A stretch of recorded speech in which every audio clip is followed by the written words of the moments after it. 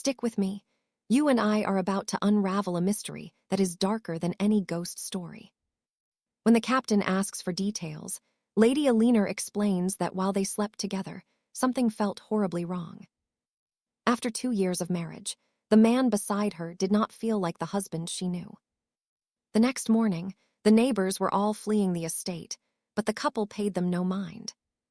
Arthur apologized for his strange mood, but she suggested they discuss it after his duties at the palace. Yet, before he left, a strange and inexplicable silence filled the entire room. In that silence, they locked eyes. She was blind, but she could tell her husband, who always smiled, was not smiling. She wanted to ask why, but the words were trapped in her throat. Her physician warned that questioning every little thing would only destroy her fragile mental state. Now watch this.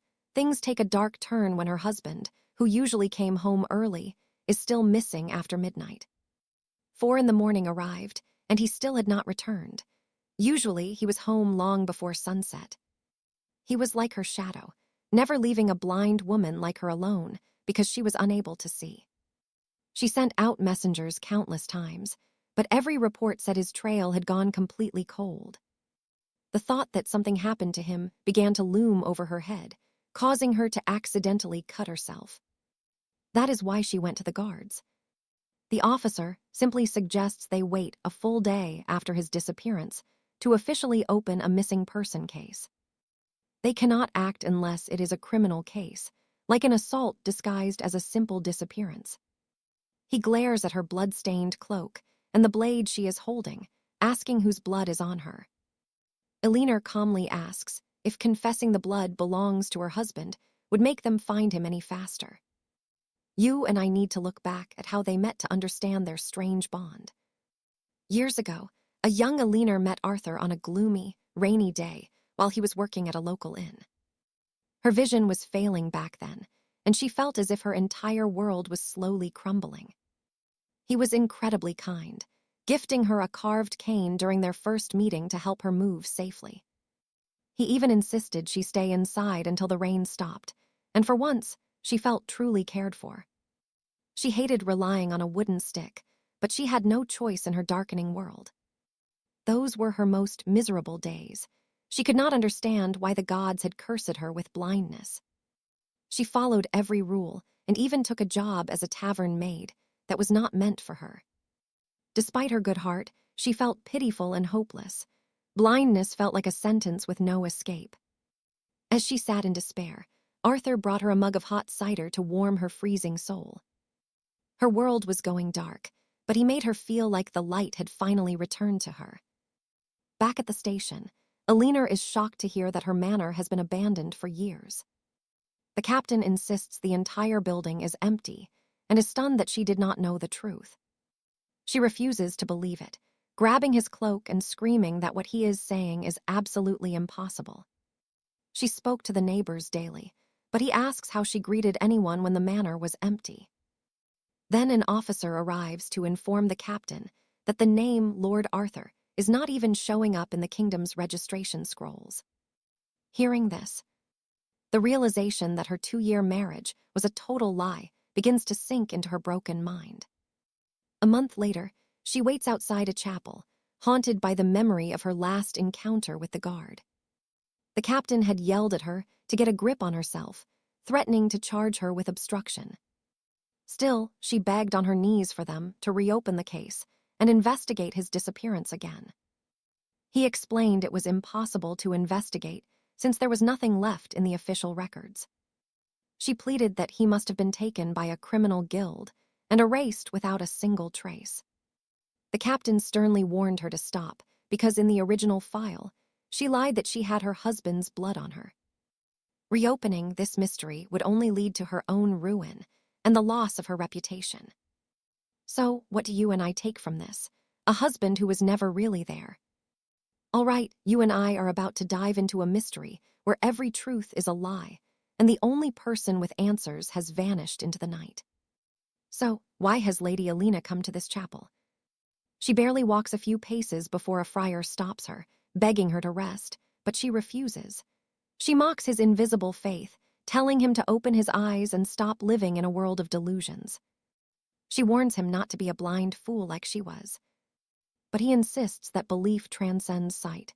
He asks if reasons even matter when it comes to faith, but she honestly has no idea. Her lack of answers is exactly what brought her to this altar. She admits that, although she never saw Arthur's face, she loved her husband without needing a single reason. His touch was the warmest thing she had ever known. To her, he was her only sanctuary. He was her miracle until he vanished like he never existed. His absence finally makes her realize that her life was far too easy. The friar assures her that fate works in mysterious ways. He reminds her of the holy word, ask, and you shall receive. Keep seeking and you will find. Keep knocking and the gate will be opened. After those words, he hands her a parchment for a secret investigation team, leaving her wondering how such a lead appeared in this holy place. Sometime later, Elena goes for her routine checkup and discovers that her sight is miraculously returning to her. The healer feels this is a miracle worthy of the Royal Academy. She is stunned to hear that her condition is this serious. It makes no sense. Arthur disappears, and the fog clouding her vision seems to vanish right along with him. This is far too coincidental to be random. Even for this master healer, such a recovery is completely unheard of. She was diagnosed with permanent blindness over 2 years ago. Now, it is as if the injury was only temporary. The healer knows this case warrants deep research from the high scholars. But now, pay attention. She suspects Arthur was manipulating her optic nerves to keep her blind for those 2 long years. Arthur insisted on applying her eye drops personally, when she was perfectly capable of doing it herself. He claimed he wanted to do everything for her. Well, he is out of the picture now. She asks if her previous healer has been replaced. He has. The nurse apologizes for the sudden change. She explains that Master Julian found a prestigious post abroad and left immediately. Now Elena knows the truth. Her husband did not flee this kingdom alone. As her vision clears, her thoughts drift back to the day Arthur showed her their wedding photo 2 years ago. Back then, she was helpless and blind, desperate to know how he looked in that single captured moment.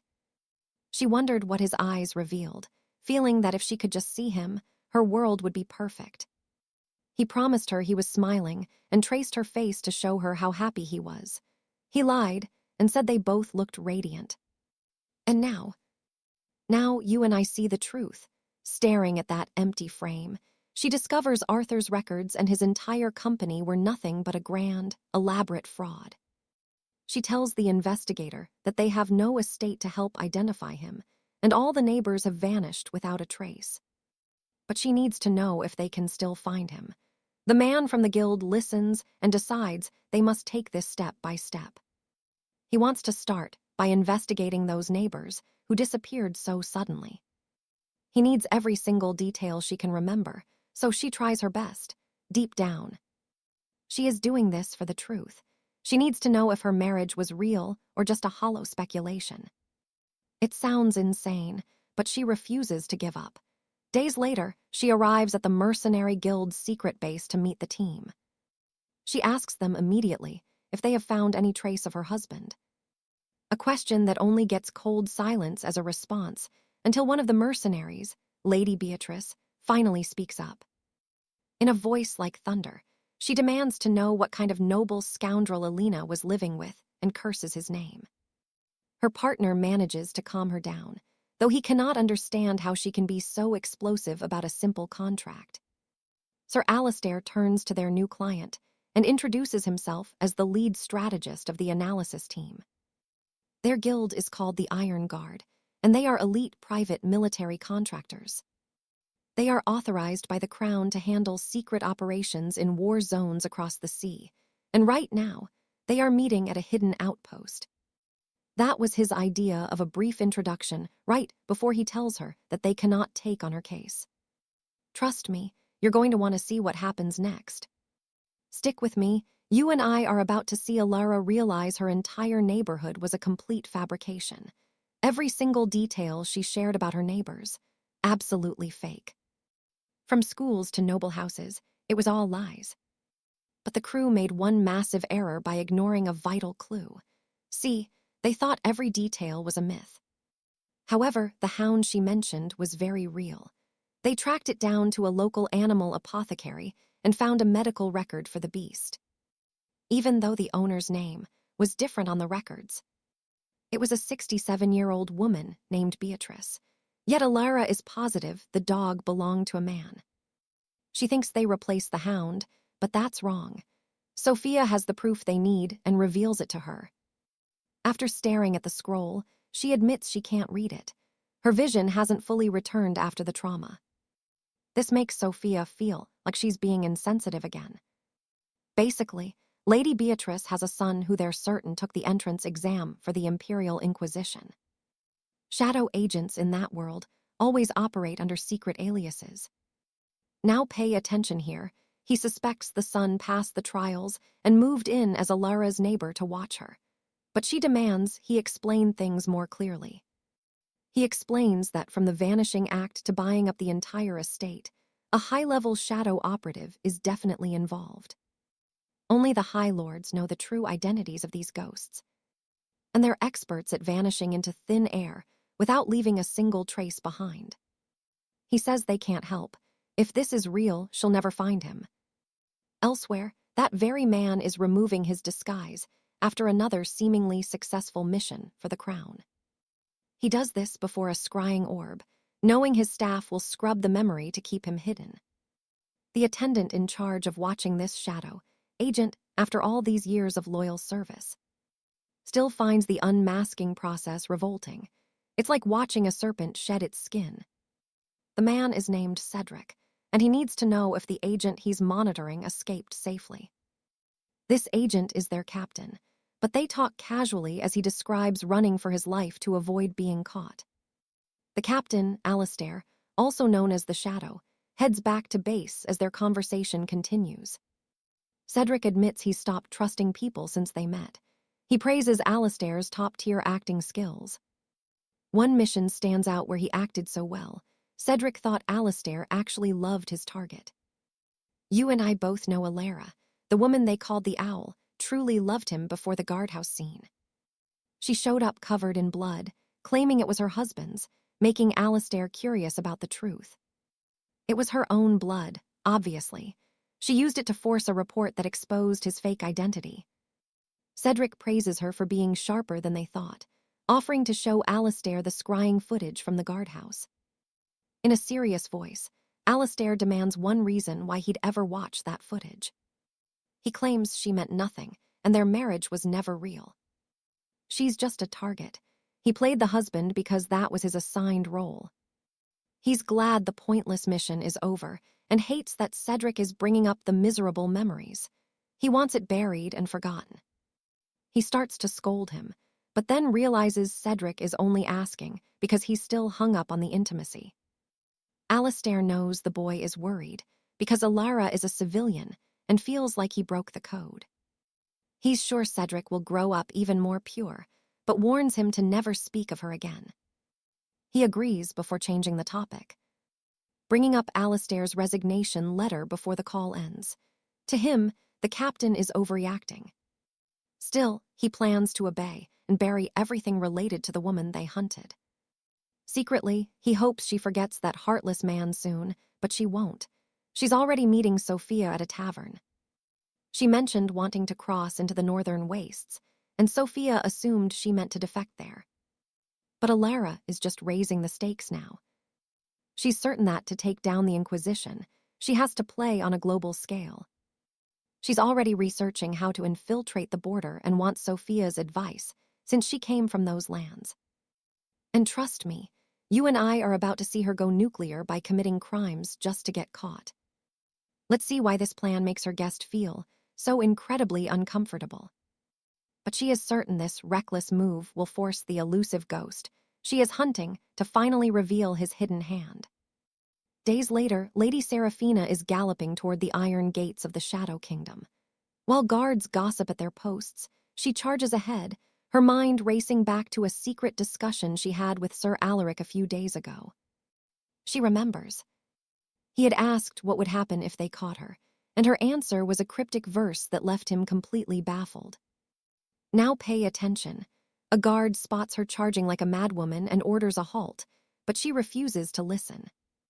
They scramble to block her path before she reaches the Forbidden Kingdom, which is exactly what she wants. She needs them to seize her and lead her to Julian. She feels she has done enough once she finally glances back and sees the royal knights have abandoned the chase entirely. One soldier is gasping for air, while the other frantically calls for a healer. She is frustrated that she might actually cross the border without being captured. Distracted by her own annoyance, she fails to see the hazard ahead and crashes violently. It was not the plan, but the accident allows the knights to surround and seize her. They announce she is under emergency arrest for high treason while she tries to find her breath again. She is relieved to still be alive after that impact. Once the dust settles, Seraphina is brought into a cold stone room for questioning. Her gamble pays off when two high-ranking inquisitors from the Order of Shadows arrive to break her. They charge her with violating the crown's safety and damaging royal fortifications. She just smirks at the news. They try to lecture her on the severity, explaining how the entire district is now on lockdown because of her stunt. But she does not care. She answers them with total indifference. When she claims innocence, the Inquisitor snaps back that merely attempting to flee to the enemy is a hanging offense. He warns her to choose her next words carefully, as her very life depends on the confession she gives right now. His first real question is simple. Why was she trying to defect to the Shadow Kingdom? When she remains silent, he moves to his notes. He demands to know who Julian is. Apparently, she mentioned his name several times in her earlier statements before the Order of Shadows took over this entire case. She tells him Julian is her husband, but the records say she was never officially wed. He lays out everything they know, questioning how they were married and if Julian is the runaway she has been hunting. They want to know if he is the reason she turned traitor. Suddenly, she quotes Julian's secret code, and trust me, these men start to panic. She claims she wanted to report her spy of a husband, but did not have a name or face. Now, she wants the crown to find him for her immediately. According to her, it is her husband who is the real turncoat. She warns them not to lose his trail, or the entire kingdom will suffer. She is leaning hard into the spy angle to break their resolve. Even though they look rattled, the Inquisitors refuse to let their guard down. Before she can finish, a messenger arrives from the High Director. As the Inquisitor reads it, Seraphina eyes the room, sensing someone is watching them from the shadows. Once the message is delivered, both agents stand and abruptly end the entire interrogation right then and there. Her treason is dismissed as a mental breakdown, but she is still fined 10,000 gold coins for the property damage. Did she really think Julian's own brothers in arms would just hand him over? She refuses to let it go, demanding they investigate the truth. But they ignore her and coldly thank her for the cooperation. Seeing her plan fail, she drops the mask and openly accuses them of a massive royal cover-up. She expected the Order of Shadows to be more competent than this. Looking away, she threatens to shatter the scrying glass if the person hiding behind it does not step out right now. She is tired of people playing games with her when she is clearly the one who holds all the cards. Finally, the men snap at Seraphina to end this little joke. She refuses to back down, claiming they are the ones making a mockery of justice. She turns hostile, demanding to know why they are protecting Julian, the man we know as the Ghost. She is only asking for a basic inquiry. But the agents just question her sanity, asking if she has been taking her daily elixirs. They claim she is hallucinating a husband because she stopped her elixirs, but trust me, we know she isn't crazy. Stick with me, because you and I are about to see a woman discover her life was one giant lie. Seraphina is confused when she hears about her health until she spots a document on the table. She is shocked to find her own medical records from Blackwood Sanitarium, the local asylum she has visited since she was a child. We already know where she is heading next. At the sanitarium, her doctor is napping while the news reports on her recent public scandal. She arrives with a gift, but the doctor is stunned that she can actually see again. When he asks, she says her eyes are improving and she is lucky the blindness was not permanent. She prepares tea. But the old man cannot relax. He nervously tries to start a small conversation with her. However, he makes a huge mistake by asking about her husband, and she says Lord Marcus fled. He abandoned her despite her being the perfect, obedient wife he always trained her to be. She was gentle and sweet, but it was not enough. Her confession makes the doctor very uneasy. She only ever wanted a normal life. Even after quitting her training and leaving school, she worked hard as a humble caregiver. After all her efforts, she ended up here, wondering exactly where everything went wrong. She cannot understand why parents abandon children, or why people promise love only to break it. Most of all, she wants to know why her trusted doctor would stab her in the back like this. The old man panics and tries to dodge the question, but Serafina is not falling for his lies. Now pay attention here, because she starts talking about how the mafia used poisoned tea on their enemies. Is his tea poisoned? He does not know, but he immediately drops the cup and tries to vomit. He thinks he is dying, while she demands to know if he falsely labeled her as a madwoman. She wants the name of the person who ordered it, suspecting Lord Marcus is behind the whole plot. She pins him down, demanding the truth, but the terrified doctor claims he knows nothing. He says he only followed orders, after being promised that Serafina would never be harmed. He sounds honest enough, so she lets him go and drinks the tea she served him. He was a fool. When she asks about the men who visited him, he says they were from the Royal Intelligence Bureau. They even left a business card for a common publishing house. She realizes these people are masters of disguise. She is desperate to believe Lord Marcus is still real. But you and I can see that the more she searches, the more her reality starts to unravel. The web Marcus spun was always there, but she was too naive and blind to see it. Leaving his office, she tells him this is their final meeting because he taught her to wear a mask.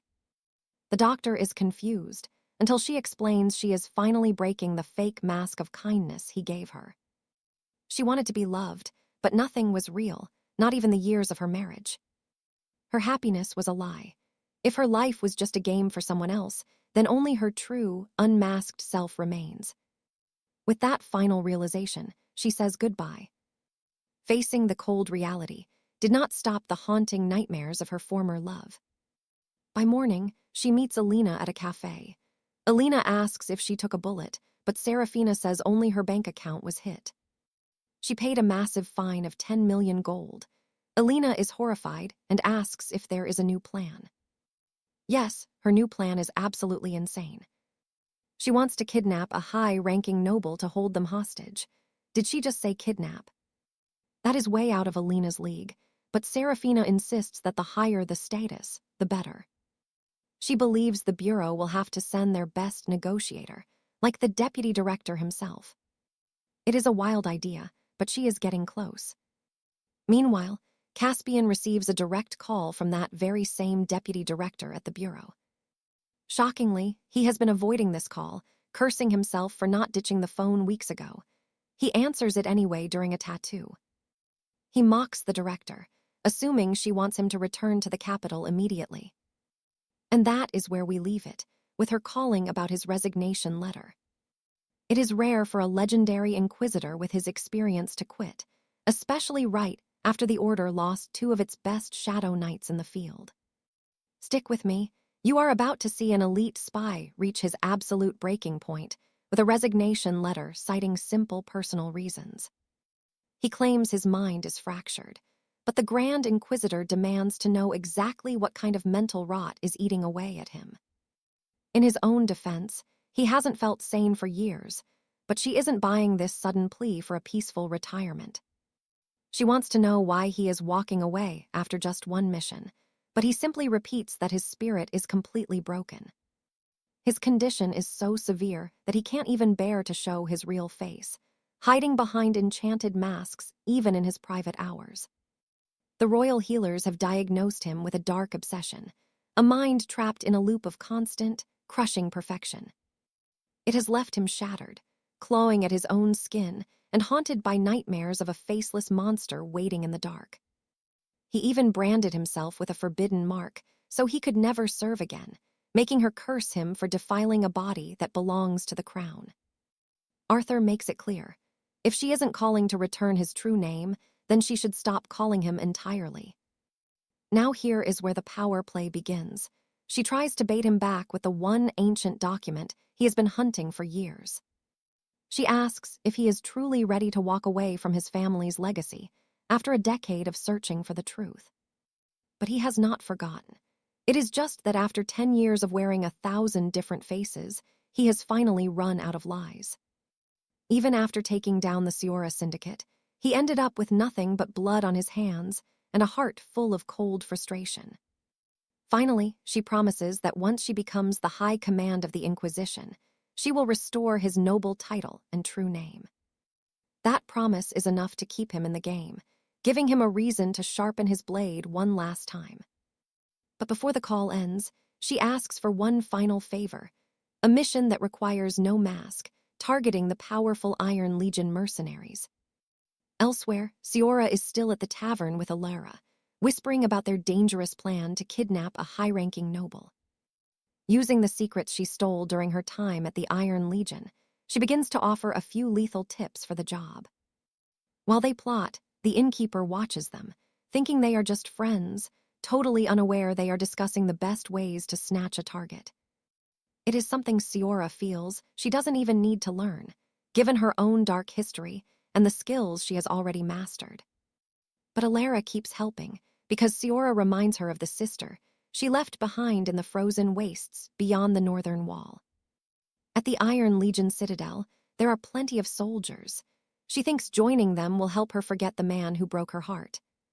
You and I both know she is up to something, and yeah, she is planning to use those soldiers as her own private army. By playing her cards perfectly, she knows she can manipulate the entire guild to serve her personal vendetta and ultimate escape. Suddenly, she asks if Lord Alaric truly leads the Iron Legion. Alara confirms it, adding that he also happens to be her brother-in-law. This is exactly what Seora needed to hear. She is already picturing how to use this family connection to tighten the noose. She kicks the plan into motion immediately, demanding a private audience with Lord Alaric to begin her cold-blooded extortion. She starts her wicked game by mentioning his secret bond with Alara, but the Lord Commander remains silent, testing her resolve. Seeing his silence, she reveals she is here to cause trouble, playing a magic recording of Alara's confession from before she crossed the border. She plays the part where Alara suggests a secret route into the kingdom, which is enough to prove her a traitor to the crown. He starts to panic the moment he hears those incriminating words. That is the reaction she wanted. She calmly tells him that if Alara is caught again, she will drag his entire family into the abyss. She will claim that Alara did not just escape the frozen wastes alone, but had powerful help from inside the kingdom elite guard. It is a cowardly move, but she goes further, threatening to reveal that Alaric himself is a former high-ranking inquisitor with many secrets. She pushes him even harder, hitting a nerve by revealing she knows he is protecting 2 refugees and even intends to marry one of them in secret. Seora points out that if Alara falls, his own wife goes down too, finally forcing him to ask what she really wants. Well, after looking into his mercenary guild and the powerful Warforged services they provide to the highest bidders in the realm, she has decided she needs a job. The Iron Legion is so massive that even the crown hires them when the royal army is thin. He tells her bluntly that he cannot hire her. The Legion only takes those with elite combat training, which she clearly lacks. They have plenty of knights to choose from. But just to be sure, he demands to know if she possesses any secret martial skills or hidden talents on the battlefield. Before she can answer, he assumes she is going to ask him to assassinate someone, adding even more blood to his already stained hands. So what do you and I think? Is she a killer or something worse? Trust me, her real plan is far more terrifying.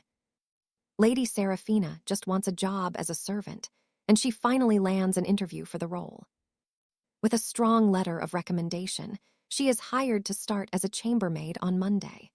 The Lord Overseer is thrilled to finally have a young lady join their rough guild. Usually, young women avoid working for a bunch of rowdy soldiers. All right, you and I are about to see why this maid is more dangerous than any knight. He is excited the men will have a pretty face around, but she ignores the flirtation completely.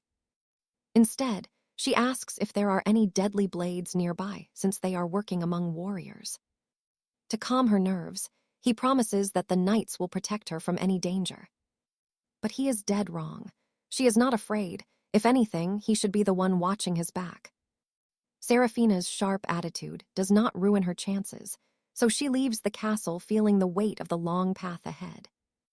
As her journey begins, she gets a sudden magic scroll message from Juliana. After blackmailing her brother-in-law, Juliana checks in to see if the interview at the Knights Guild was a success. During the call, she walks right past Arthur, her missing husband, without even realizing it. Talk about a near miss right at the start. A full month passes without another sighting, and her days at the guild stay mostly quiet. She works hard, winning over her fellow servants until they actually start looking out for her. One of the cooks tells her to put down the laundry and come grab some hot stew. She is about to head over, but as she passes a barracks room, she overhears the guards whispering. Now pay attention, because this is where the mystery deepens. She cannot help but eavesdrop as they talk about a shadowy elite knight squad. The men talk up the squad, so much it reminds her of when Juliana asked how she was handling the workload. She quickly changes the subject to Juliana, since she had not seen her sister-in-law around the guild lately. But all Juliana could talk about was how their new captain was a complete nightmare. Those were the exact words the guards used, meaning Juliana might be part of that secret elite squad too.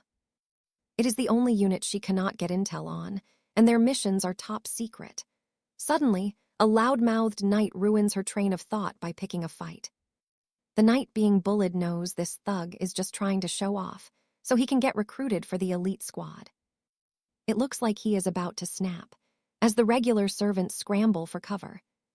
Only Seraphina stays.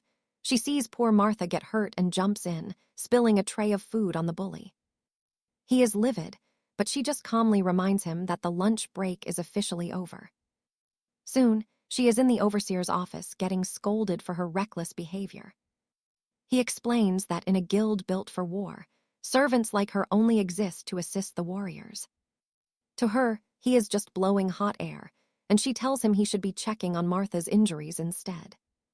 He ignores her and warns that the knight she humiliated is dangerous and will come for her. He tells her to keep a low profile and sends her home early. On her way out, she wipes herself off with the rag he tossed at her earlier. Walking toward the great lift with a heavy heart. You and I both know she has bigger fish to fry than some angry knight. Saving Martha cost her time, and now she is no closer to finding her husband. She wonders if she needs a new plan, but this is the best way in. Then, the lift doors finally creak open. It is packed, so she steps back to wait. Little does she know, Arthur is standing right there in the lift. He seems to recognize her but stays cold, holding the door open. When she hesitates, he rudely tells her to forget it. The doors slide shut just as their eyes lock for one intense, freezing second. Seraphina then hears two squires gossiping about the mysterious new captain. Rumor says he spent years in the brutal southern colonies, joined the army as soon as he could hold a sword, and rose through the ranks at a terrifying speed. He is only 31 and already a legendary figure with a trail of blood behind him. Our girl goes back to her cleaning, but the thought haunts her, a total nightmare of a leader. Later on, Seraphina has another run-in with that hot-headed knight. He demands she rewash his cloak for the 100th time. The guy claims his armor still smells like kitchen scraps, even though the fight happened a week ago. She finds it ridiculous since she has scrubbed it every single day. The knight asks if she even knows who he is. Seraphina points to the name stitched on his tunic, proving she can read perfectly fine. And trust me, the look on his face says this is far from over. The young man stares her down with a twisted, smug smile. You and I are watching one of the most awkward fantasy encounters ever. Knight Cedric gets worked up just looking at her, wondering what her deal is. The hot-headed warrior asks if she has some kind of problem with her eyes. Suddenly, she asks if he is planning to take her to bed. The bold question completely stuns the young knight. He cannot believe she is being so brutally honest and direct. One more time, Our Lady repeats her question. This time, his face turns bright crimson as his desire hits its absolute peak. He shouts out his honest desire to lay with her, but Alara refuses. She makes it clear her tastes are very particular and she is definitely not single. Everything he is hearing right now sounds absolutely insane to him. First, she is picky about a man's physique, and then she claims to have a husband. He lets out a frustrated scream. He is totally furious that she is only mentioning this husband of hers right now. He is yelling, but our lead keeps her cool, giving him a cold stare before heading to the wash chambers to finish her chores. Before she disappears, he calls out again, asking if she truly has a husband. She confirms it and vanishes, leaving the hot-headed knight standing alone. Alara makes her way into the steaming wash chambers. She is deep in thought as she walks in, but then her eyes catch something. There is a man already in the baths. Guess who? It is Commander Alaric. He is shocked to see her, but stays calm and even invites her to join him. She wonders when he even arrived. She is certain she did not hear a single footstep. He tells her to leave before the others arrive. She pulls down her hood to hide, but something catches her eye. Her eyes sparkle with the sudden realization that this man feels very familiar. He claims it is embarrassing how she is staring so openly. She moves closer, inspecting his muscular body like a rare work of art. Pay attention here. They are centimeters apart when the truth finally clicks for them. Our commander recognizes her. His eyes widen, and hers do too. Could they actually know each other from before? Alaric towers over Alara and questions why on earth she is inside the men's wash chambers. She keeps a straight face. Staring him down like being in the baths with a stranger is perfectly normal. After a few moments of awkward silence, she offers a quick apology and tries to make an exit. But right then, a group of loud knights barges into the chambers, making a massive scene. The knights are all complaining about Cedric's rudeness toward the girl. Hearing their voices, our commander pulls Alara even closer to hide her. She politely asks him to move, but he begs for a few more seconds to figure things out. You and I can see how wild this looks. One wrong move, and their reputations are done. He points out how insane this looks. He would never be able to explain this to his fellow knights. One of the men shouts to the others about someone leaving their name tag behind in the chambers. Alaric tries to lift her hood to get a better look at her face. He demands her purpose here, and she gently explains she's a maid. After revealing that bit of information, Alara immediately goes on the defensive. She claims seeing someone naked is no big deal, leaving him with a look of pure bewilderment as his only reaction. Our Lady is clearly uncomfortable with the current situation and all his relentless questioning. Yeah, it is a crazy scene. A naked commander trapped with a literal maid in the wash chambers. This could ruin the whole order. Alaric points out that he is not exactly thrilled with her staring at him. Suddenly, she spots something. Alara flips a switch and bolts out, leaving Alaric alone with his racing thoughts. There is no doubt he recognizes her now, and she is officially on his radar. Later, the commander contacts his scribe, asking for an update on the investigation into the rebel organization. He wants to know why the owl is here. He definitely does not look happy about it, though. Master Thorn feels the heavy pressure as the commander demands every single bit of info on Alara, also known as the owl. He searches through the records until her details appear. Alaric asks for everything he has got. The scribe explains that our girl applied to join the Iron Order exactly 1 month ago. She currently works as a maid in the supplies department. Thorn doubts she would recognize the commander without his armor. His face and voice are both different. Still, the scribe is fascinated to hear about Alara's presence. And trust me, you and I are in for a ride, because Owl was caught at the northern frontier. All right, you and I are starting this tale, where royal inquisitors just released a suspected female spy.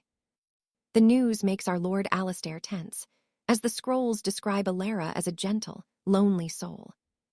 She has lived a life of quiet boredom, but she is more affectionate than any Lady Alastair has ever known.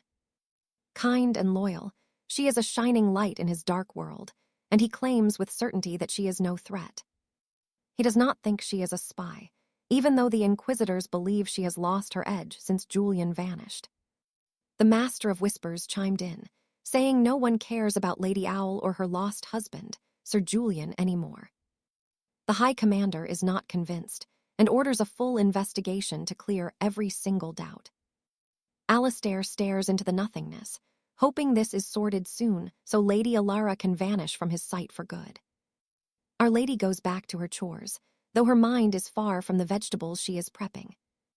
Watch closely. Alara cannot stop thinking about their accidental encounter in the royal bathhouse. The memory of his bear form makes her tremble, recalling his shape, which reminds her far too much of her lost Sir Julian. A fellow servant calls out to her, asking if she can handle a quick delivery for the royal guard. Several knights are working the fields today and need food, but her husband is still all she can think about. The thought of Sir Julian haunts her, as Lord Alastair seems so very different from her lost husband. She heads to the carriage, and as fate would have it, Alastair is her partner for the trip. He will be manning the reins today, a cheeky smile plastered across his handsome, noble face. He seems genuinely pleased to be heading out with her. This trip is about to get interesting. On the road to the site, our two protagonists share the cramped space of the carriage. She thought his face looked familiar back at the bathhouse, but she cannot quite place it now. She knows he is the new captain of the Royal Guard, and her experience with him in the bathhouse confirmed the rumors she had heard. Inside the carriage, he looks her way and asks just how difficult her servant life truly is. She simply affirms that it is something she can manage. Alastair wants to know how well she knows Sir Percival, since she arrived with a personal recommendation from the knight. Our girl sees no reason to tell him about her history with Percival, but the Lord continues to push for a response. Lord Alastair mentions he is only filling in for a lady who is bedridden with a back injury, Lady Catherine. Once more, our Lord demands an honest response concerning the question he just asked her. From his tone, she interprets his words as a threat to take her along for a business trip to the borderlands if she does not respond to him properly. So, she yields despite her anger, admitting she knows Sir Percival on a very personal level. The Lord claims he is well aware that Percival is married and has several children. And yeah, I know what you are thinking. He asks if she has a thing for married men. Our girl roars in pure, unfiltered rage at the question, but Alastair claims he is just a man who is upfront with his thoughts. She listens as he speaks, even though she absolutely hates being trapped in this carriage with him. It feels like he has her backed against a wall with these pointed questions and composed attitude. Alara spills a bit more info, noting that she actually knows Sir Percival's sister-in-law, Clara, much better than the knight himself. Alastair asks if she knows that Clara is a master of forbidden cipher magic. He notes how dangerous Clara is, recalling a wild event from the year 1616. The Royal Bank of the Southern Isles nearly lost 1 million gold coins due to a magical heist involving a foreign power. At the center of the crime was a 16-year-old girl named Clara, and his curiosity is now piqued. He wants to know how a servant met a special talent like Sir Percival's sister-in-law. Lady Alara keeps a cool head, unwilling to spill any secrets about her private life to a man like him. He assumes she is uncomfortable because she had Clara dig up some illegal royal information. She says nothing, so he warns her that he will just add her name to the list for the dangerous borderland campaign. He knows exactly how terrifying and dangerous a journey with the Royal Task Force can be for a servant. He speaks with a cunning smile on his face, looking just like a villain who has laid out a master plan for a helpless victim. So, what do you and I think? Will she be honest to avoid the trip and this suffering? We will find out soon. All right, you and I are watching Alina battle some dark thoughts. Dark theories about the horrors awaiting them on this journey have her shaking to her very core. With a cold, stone-faced expression, Sir Alistair tries one more time to force the truth from her. Alina thinks she has struck gold, because this is exactly the opening she wanted. Alistair points out that the royal spies failed to recruit the master scryer Silas, wondering how she knows him. Finally, she speaks, but she does not look sane at all. Alina has a wild, crazed look in her eyes as she calls the spies pathetic for failing Silas. She even has the nerve to ask Alistair for his own opinion on the matter. Okay, that look in her eyes. It is heading straight into total psychological territory. Our leading lady is clearly not all there, looking totally unstable.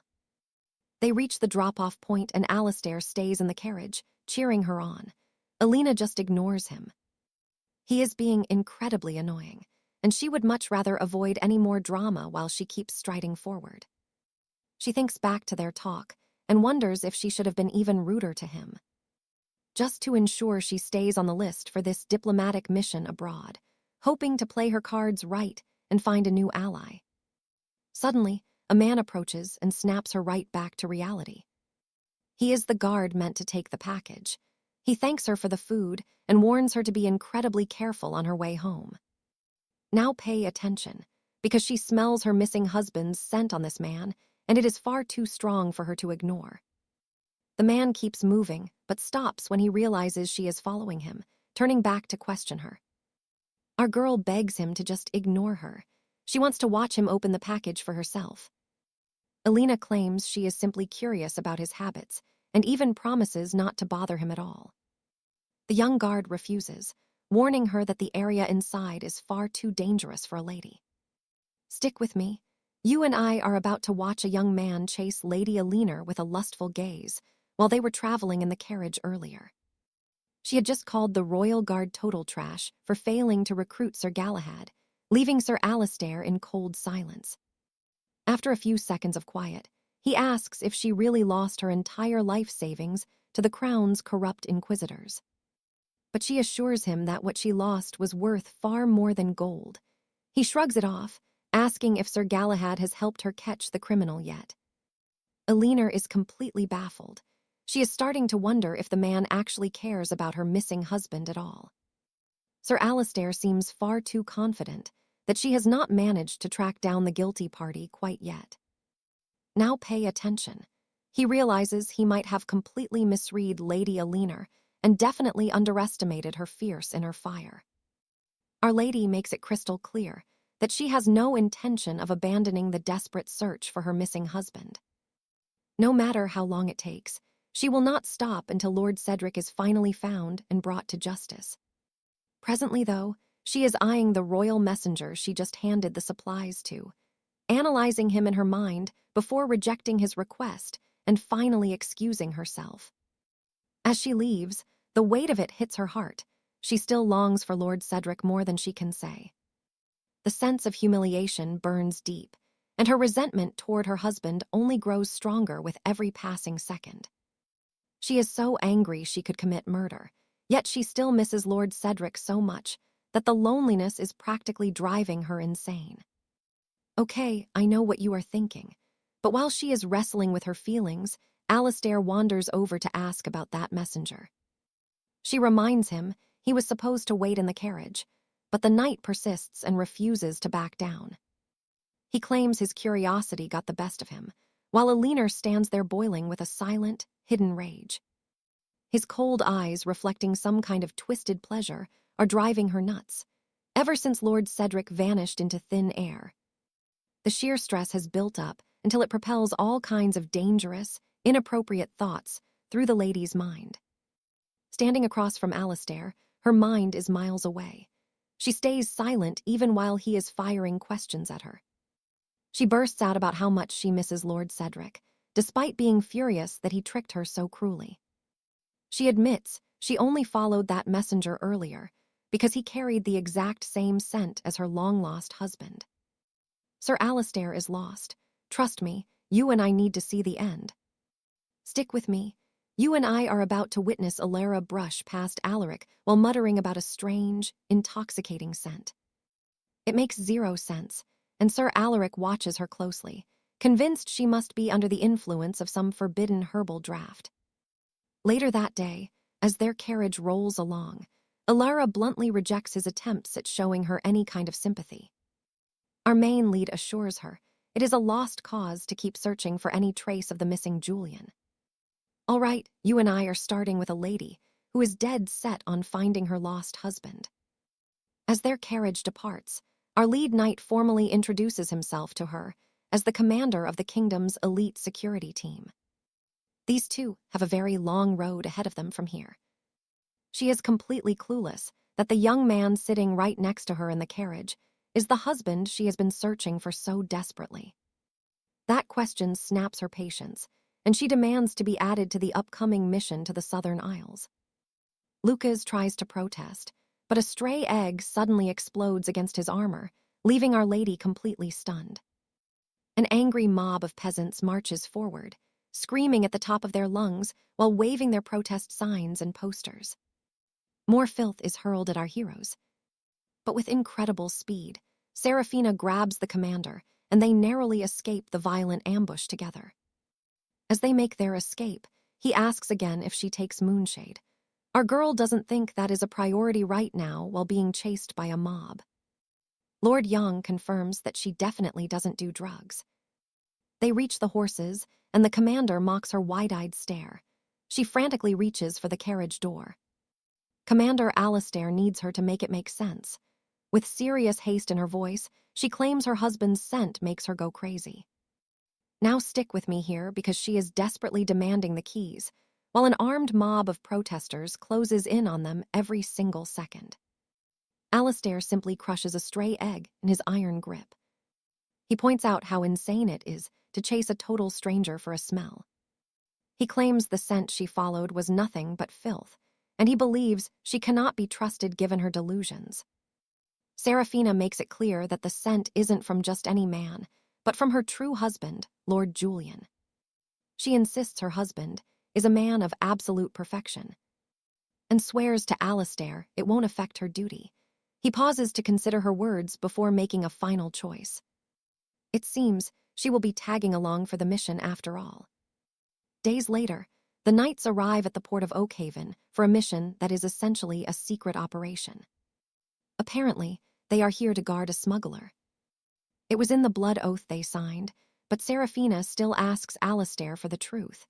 He reveals the client made 8 billion gold sovereigns. To understand the scale of this, the client has amassed over 10 trillion sovereigns in their local currency. He is currently sitting at the very top of the High Council's most wanted list. Using his own private mercenaries, this villain has managed to evade the law for 10 long years. An agent asks if Serafina loves gold, but she quickly admits that coins do not interest her at all. He figures she will quit once they return to the guild, knowing how this dark business usually ends. Most people working for such monsters are just greedy, and eventually they either break or turn pale. Serafina just shrugs, moves past him, and begins to meticulously clean the dusty chamber. Wait, you saw that too, right? She smirks and informs him that she believes this place is an absolute gold mine. He is totally confused by her, his mind spinning with questions. She sees a gold mine for the royal spies. She is thrilled because this company is far worse than expected. That evening, Alistair approaches from behind and questions her about the terms of their secret blood oath.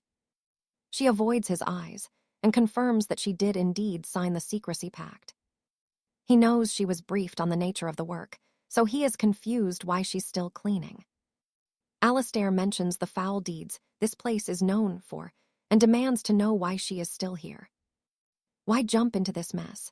Serafina just sighs and tells him she is only cleaning right now because the hygiene here is absolutely atrocious. Her ridiculous answer leaves him speechless. He reminds her that her actual job is to assist with the dark tasks they came to perform. She claims she's just here to cook for some outlaws. He warns her that people actually die in this line. He is getting visibly frustrated with how casual she is being about their mission. Seraphina reminds him it was his choice to hire her, making Alistair even angrier. So what do you and I make of this? A master spy who only wants to play housewife. Truly bizarre. All right, you and I are about to witness a world of noble betrayal, where Lady Seraphina hides her pure annoyance behind a cold, stony mask. Enduring this man is becoming a struggle. But she knows this estate is a literal gold mine of secrets, and she is not about to let it slip through her fingers. Seraphina plays her role perfectly, acting like a humble maid, and even asking what he would like for his breakfast the very next morning. With schemes already brewing in her mind, our girl refuses to leave Sir Julian. Later on, she goes out into the capital with a very excited Alara. The young spy looks just like a child on a village festival day, as she stares intently at everything around the busy market. Alara warns her that dangerous nights are closing in, but Our Lady is actually amused by the dark news. Her laughter stuns the spy. Seraphina is happy because she knows her husband is a royal inquisitor who would absolutely despise seeing her in a place like this. Now pay attention to this look. Alara realizes how terrifying Our Lady is when she flashes that truly wicked, villainous smile. The young rogue simply cannot grasp why Seraphina is still hunting for her husband until now. Our girl simply claims that every single moment spent with her beloved husband was nothing less than a total paradise for her. The rogue is left speechless as she watches Our Lady getting completely lost in the sweet, lingering memories of her long-lost husband. Seraphina claims there are times she feels like her husband is standing right next to her. Even if it sounds totally ridiculous, she asks if Alara thinks she has gone completely mad or lost her mind over this whole mysterious disappearing husband situation. The young rogue just states her feelings clearly. She believes Seraphina is living in a state of serious doubt about her entire reality. A stranger walks up to compliment her stunning looks, leaving our noble lady feeling completely out of place. With no response in mind, she asks Alara for some help. Finally, Seraphina accepts the small gift that the little child handed over to her in the street. She holds the bead bracelet and suddenly feels something is very, very wrong. Without a moment of hesitation, she calls for Alara so they can retreat to their manor in haste. Without speaking, she pulls the young girl away from the supposed danger zone. It is not clear why, but Our Lady had a very bad feeling about this. In another scene, Sir Julian and Alara are together while the rogue works on her scrolls. He just stands there watching her. Alara insists she only needs 7 minutes, and he wastes no time at all before engaging her in a very serious conversation. He asks about her involvement with Seraphina's case, but the spy is unfazed, believing her decision was the only right one. Now, you and I need to watch Sir Julian closely as he tells her they must finish this dirty job. Entangled in forbidden elixir smuggling, they must also secure an escape route. He wants her to handle the matter, which she considers a bad thing, but she keeps a cool head, claiming it is just regular rogue work and nothing new. Sir Julian remains super calm too, trying his best to wrap his head around the true personality of Lady Seraphina. Bringing her on this journey was definitely intentional. He hoped she would see this brutal world without any morality and leave on her own accord. But let's see if Our Lady is really that easy to scare off. Julian recalls their marriage, remembering how she had been kind-hearted and anxious all of the time. Because he once played the role of her husband, he assumed she would be very easy for him to manipulate. But now he realizes our girl was only ever weak to Lord Alistair. She is nothing like that around anyone else. She is like a ticking time bomb, just waiting to explode at any moment. Julian turns to Alara and asks a random question about Our Lady, because he is still trying to understand how she became so bold and brave in such a short time. The rogue gets riled up.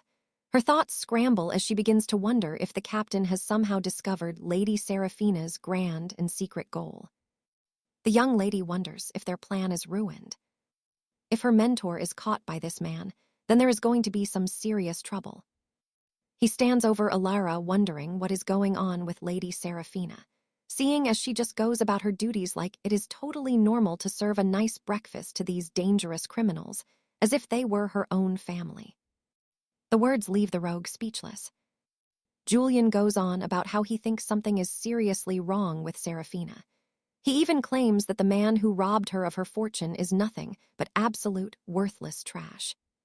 He concludes that our noble lady must have got tangled up with the scum of the earth to be acting so serious.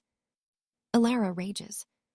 She curses Lord Alistair, swearing she will mess him up when they cross paths, and then focuses on the job at hand with intense energy. So what do you and I make of all this? She confesses she brought Serafina here just to link her up with a new man, so our lady can finally move on. She has said more than enough for today. Her work is finally ready, so the commander tells her to dismiss herself for the evening. Stick with me as Clara leaves. She wonders why he's so fixated on Alara, but she isn't one to overthink. Instead of worrying, she decides to grab some hearty stew and enjoy a nice meal with Alara.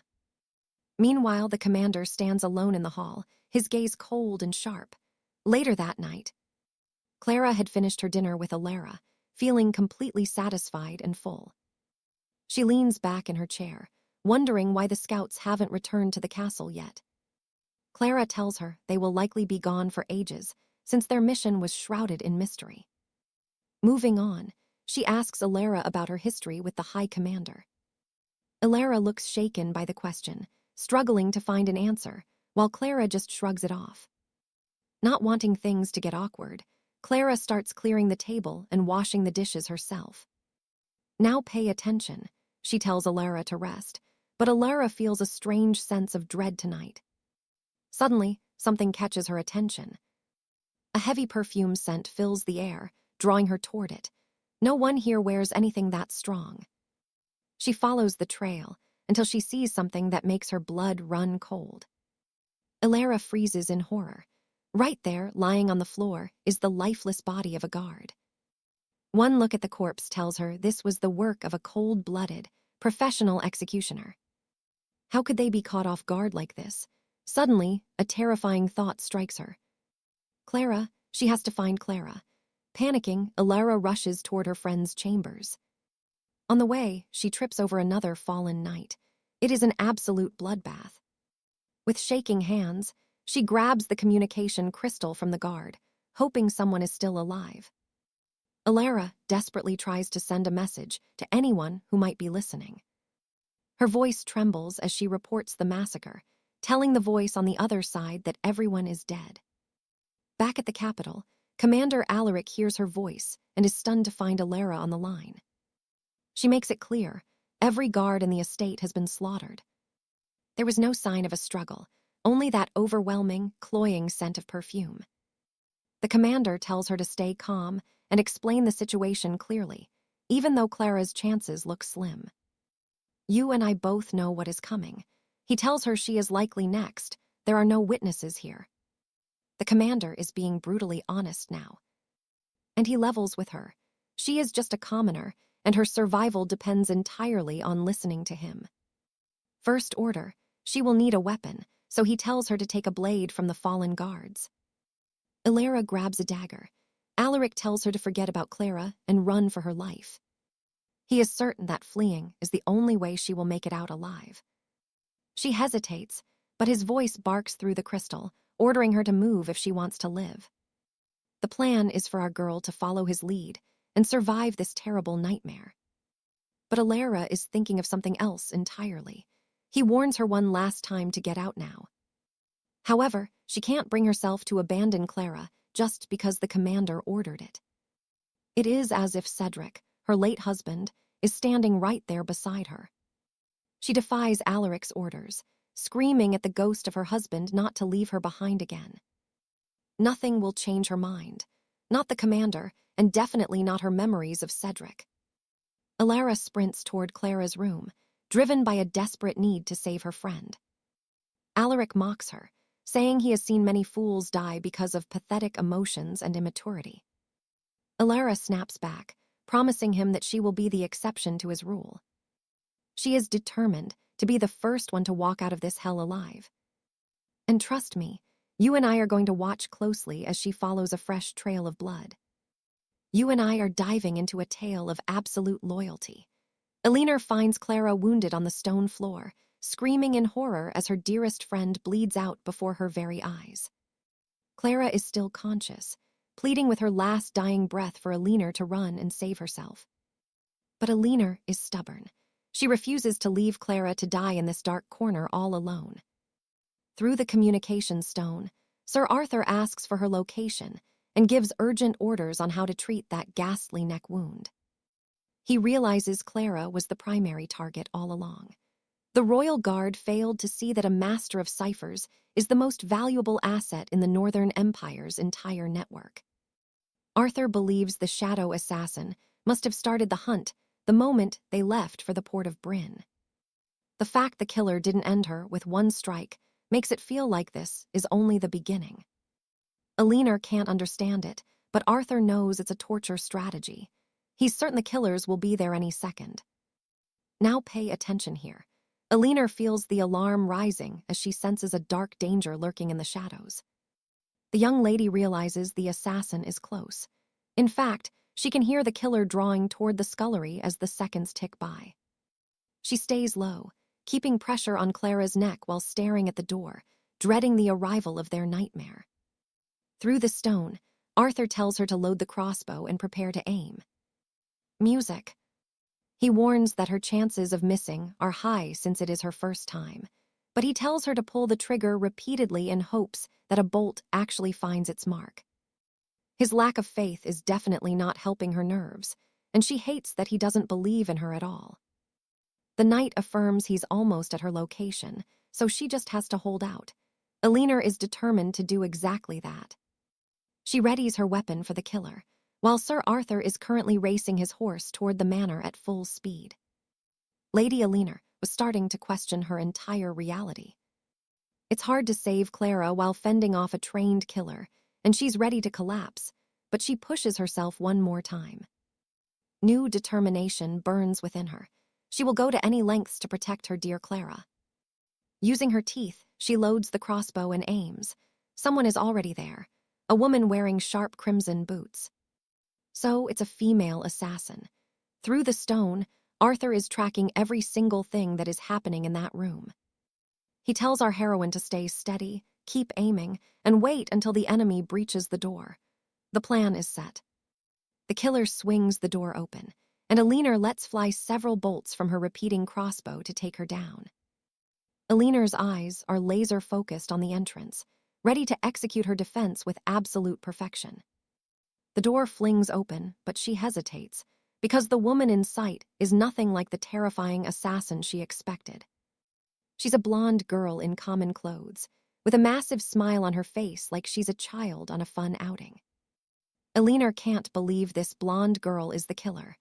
Through the stone, Arthur screams for her to take the shot immediately. She hesitates for just a second, and in a flash, the weapon is kicked right out of her hands. The blonde has a crazed look in her eyes, like a feral predator ready to tear apart its unlucky prey. Arthur calls out to our heroine, but gets no response.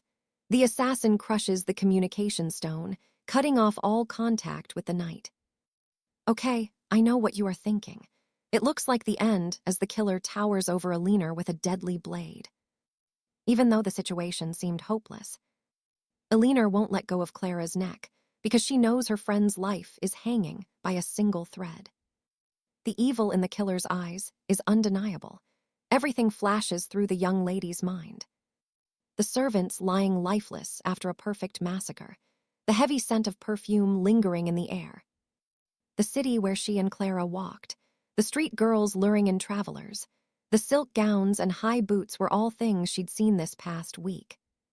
It's not normal, but Alina has built animal instincts over her years of harsh training. Now all she feels is pure, unbridled rage toward this assassin, and she is about to let it all out. Our girl is determined to end this right here and now. But wait, didn't she lose her weapon? Alina realizes the blonde isn't a woman at all. As the enemy lunges at them with a blade, Alina kicks the blonde hard between the legs. She gets the exact reaction of a man who just had his very foundation shattered by a brutal strike. With the enemy doubled over, our heroine grabs her crossbow, loads it quickly, and finally takes the shot. Direct hit, the killer is down. Against all odds, 𝒉𝒉𝒄𝒏𝒅 stands victorious against a legendary shadow assassin. Turns out miracles do exist. The royal guards finally arrive to secure the area and analyze the scene. Wild, right? Upon arrival, they find Lady 𝒉𝒉𝒄𝒏𝒅 passed out, but even unconscious, her hands were still gripped tight over the wound, refusing to let go. Trust me, you and I are about to see Lord Alistair completely mesmerized by this woman's sheer iron will. His knights report back with a twist. That assassin wasn't a lady, but a man in disguise. He sneaked in dressed as a tavern girl, but apparently Sir Cedric absolutely crushed his crown jewels. Once again, Alistair can't take his eyes off Lady 𝒉𝒉𝒄𝒏𝒅. And it finally hits him. She is nothing like the sweet, innocent wife he once knew. She is a total enigma that neither he nor Captain Julian can figure out. 7 days later, 𝒉𝒉𝒄𝒏𝒅 finally opens her eyes. Lord Alistair is sitting right there, as our girl struggles to sit up in bed. She notices the bandages on her wounded arm, and he shows concern for her well-being before turning back into a total tease. He admits he spent the whole week watching her sleep, curious about everything she screamed out before the incident. The High Commander isn't here for soft words, though. He doesn't even give her a well done for surviving. Now pay attention, because Alistair is about to drop some truths she definitely wasn't ready to hear. The first thing on her mind is Lady Catherine. She was almost too afraid to ask, assuming her friend was dead. To her shock, Alistair tells her Catherine is in the sanctum, still breathing even if she's currently unconscious. The royal healers had to perform emergency magic because of how dire the situation was when she arrived. It was absolute madness, but Catherine somehow survived 2 fatal moments. She is a true fighter, no doubt about it. Our guy then lets 𝒉𝒉𝒄𝒏𝒅 know she has been out cold for an entire week. He points at her mangled arm, making it clear she won't be returning to her noble life until she heals. Lord Alistair asks after her husband, and that question absolutely enrages her. He claims he did his research, and now he knows her so-called husband isn't even in the official scrolls. He is not listed as an emergency contact either. It is beyond suspicious. He is starting to wonder if this husband of hers even exists at all.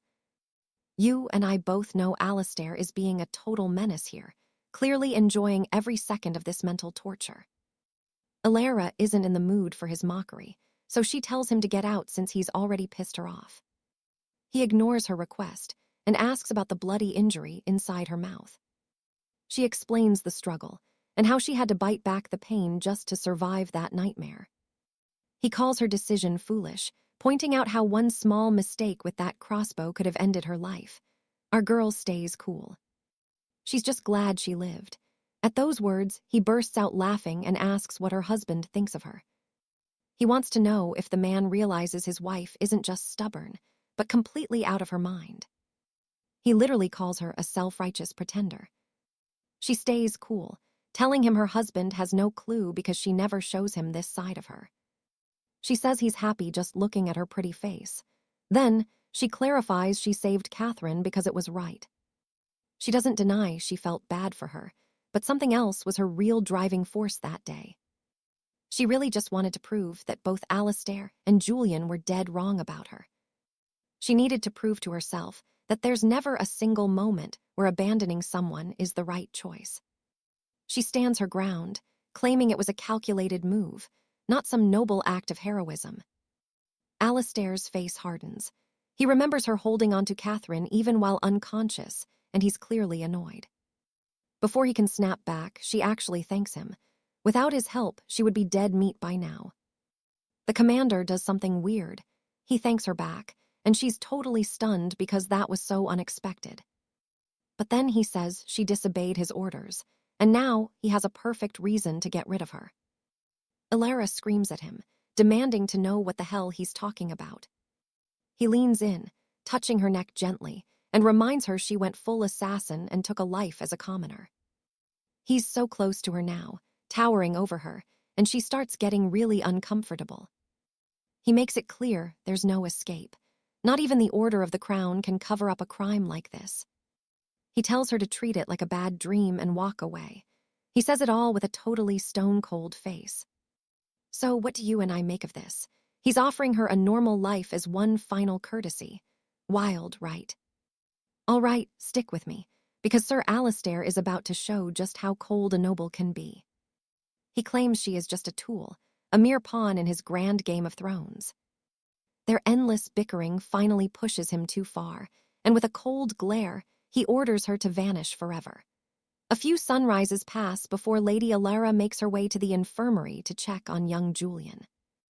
Inside the stone walls, the town crier's news echoes loudly, while Our Lady gazes at her unconscious companion. Alara whispers updates about her standing in the guild and speaks softly of the recent chaos. She confesses her heart is heavy with doubt, completely lost on how to strike back if she is ever meant to bring the traitorous Malachor to justice. It feels like her path is blocked by an iron gate. Our girl begins to question her very fate. A sudden voice from the shadows startles her. A mysterious gentleman has been watching her this whole time. He admits he is truly impressed.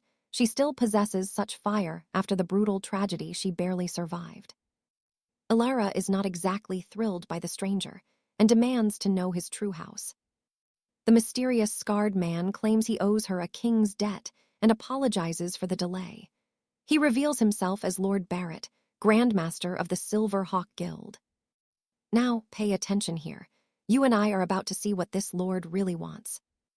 Lord Barrett takes a seat within the chamber and begins a formal parley. He claims he has been seeking a private audience with Lady Alara for quite some time now. Our Lady struggles to understand why a powerful Grandmaster would care about a commoner like her. He makes it crystal clear just how grateful he is that she saved young Julian. The scribe is a rare talent the Lord worked years to recruit, and the thought of losing such an asset was terrifying, even for him. Barrett knows the guild's influence would crumble if Julian does not recover soon. Countless royal treaties are tied directly to the young scribe's work. Hearing this, Alara wonders why the knight captain demanded she abandon someone so vital to the kingdom. She remembers his biting words, calling her a worthless peasant, and it makes her doubt everything she knew. Did he really choose to save her over Julian? Lord Barrett came today to offer his thanks. He tells her the guild owes her everything and asks if there is any reward her heart desires. 7 days pass peacefully, and we find ourselves at the Citadel training grounds in the southern marches. Sir Alistair rests by the reflecting pool, staring into the infinite sky and observing the passing clouds. He sits in heavy silence for a few moments before a loud scream breaks his peace. One of Alistair's knights arrives with a sealed scroll. The man looks incredibly shaken and nervous. Our Lord ignores him, but the knight refuses to leave. He has come prepared with a written record of the urgent news he needs to deliver. Before Alistair agrees to listen, he casually requests a bowl of fresh ice. The young knight is Sir Arthur, and he is clearly terrified of the message he is carrying. Another knight snatches the scroll and begins to read the contents aloud for all to hear. It appears the scroll is an official royal summons, commanding the elite vanguard members to train the new squires as master instructors. The knights do not think they should be bothered with teaching mere greenhorns. They only just returned from the grueling scorched wastelands and feel they deserve a rest. While they bicker endlessly, their captain simply stretches and stays seated, listening to the noise. One knight claims that losing Julian has already broken the spirit of their squad. You and I can see that Sir Arthur is totally rattled by the mention of death. Sir Cedric, the green-cloaked knight, calms Arthur by reminding him that Julian lives. Sir Alistair is merely waiting for the boy to wake.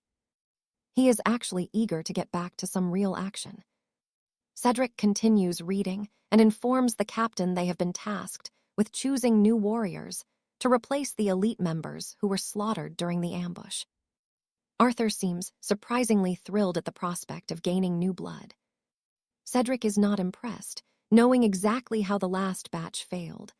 Arthur blames Cedric for scaring all the previous squires away. He remembers how his comrade forced the recruits to drink until they collapsed on day 1. The two warriors clash over their methods in a heated argument with plenty of wild gestures. The constant shouting starts to irritate Alistair, so he stands up and walks away from the pool. They call out to their captain one last time, desperate to know what kind of warrior he wants. He thinks for a moment before telling them he is not picky. As long as they do not annoy him, he will accept anyone. Let's be real. You and I both know the only person who truly gets on his nerves is Lady Alara. Speaking of Our Lady, she just received a royal seal. It is an invitation to join the new Squire training program. All right, stick with me because you're about to see how Destiny plays a very dangerous game with Lady Seraphina. Lord Sterling tells his contact that he has found a truly fascinating soul lately. Just days ago, the Lord met with our leading lady at the Royal Infirmary. After thanking her for saving Lady Charlotte's life, he asked how he could possibly repay her. But her response was absolutely insane and completely out of this world. She actually wants to kidnap the High Commander of the Royal Inquisition. When he asks why she would want something so reckless, Seraphina admits she simply wants to do something wicked. She claims she does not need a reason. That is her one and only price for the life of Lady Charlotte. A tense silence falls as Sterling weighs this impossible request in his mind for a few moments. Sterling finally tells her that such a task is far too wild, even for his resources. He explains the sheer power of the Royal Inquisition and the massive risks involved. To get entangled with the Crown's elite forces would be nothing short of total suicide. Even so, he believes her skills could be a huge asset to the Black Sun Knights. Over the magical comms, Sterling boasts about how incredibly tough Seraphina really is. His mind is made up. She is the perfect candidate for a high-stakes bodyguard position they need to fill. Next, our lead sits alone by the garden path, staring down at the scroll in her hands. Now, watch this part closely.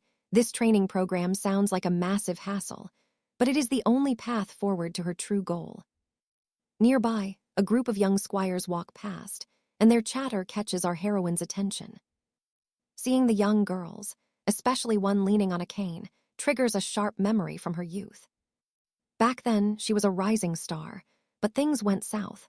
Seraphina was banished despite being a gifted sword prodigy. The squires wonder why a banished student has returned. Her fall from grace was a dark tale of fierce competition. Seraphina had performed a strictly forbidden combat technique, and in doing so, she deeply provoked her rival, Lady Diana. Diana tried to copy the move, but lost her footing. The resulting accident left Diana's leg completely shattered. You and I saw that too, right? It was Diana who tried to mimic a deadly move she clearly could not execute. Funnily enough, Seraphina never even liked swordplay tournaments. The rules and limitations were just too suffocating. Our girl honestly thought it would be more fun to be cast out of the arena entirely. Getting banned for a minor violation was one thing. But committing murder, that was a different beast. Seraphina craves a wild, unbridled life without any chains. A life where everything could explode and fall into utter chaos. She rises to her feet, looking ready to take on every single battle the world throws her way. She has accepted the cold reality that relying on anyone else is a total joke. She will rely on her own strength alone, leaving nothing to chance. Right now, she is back at square one. The Crucible's elite training program is her next big hurdle, and she is here to face it head-on. At the training orientation, Seraphina finds herself sitting next to a hot-headed knight, who is so shocked to see her that he will not stop shouting. The other squires whisper as they watch the loud-mouthed knight argue with our mysterious leading lady. Our girl claims she would rather be home doing laundry, but Destiny has much darker plans for her. She mentions something about death, and the man's reaction is pure shock. He shouts to sound intimidating, but our girl keeps her cool without breaking a sweat. Seraphina makes it very clear that she is finished putting up with his pathetic tantrums. She is really not here for any nonsense. The most he could do is try to strike her, but she truly despises how he is acting so familiar with her. Her sharp words bruise his ego, and he is absolutely furious now.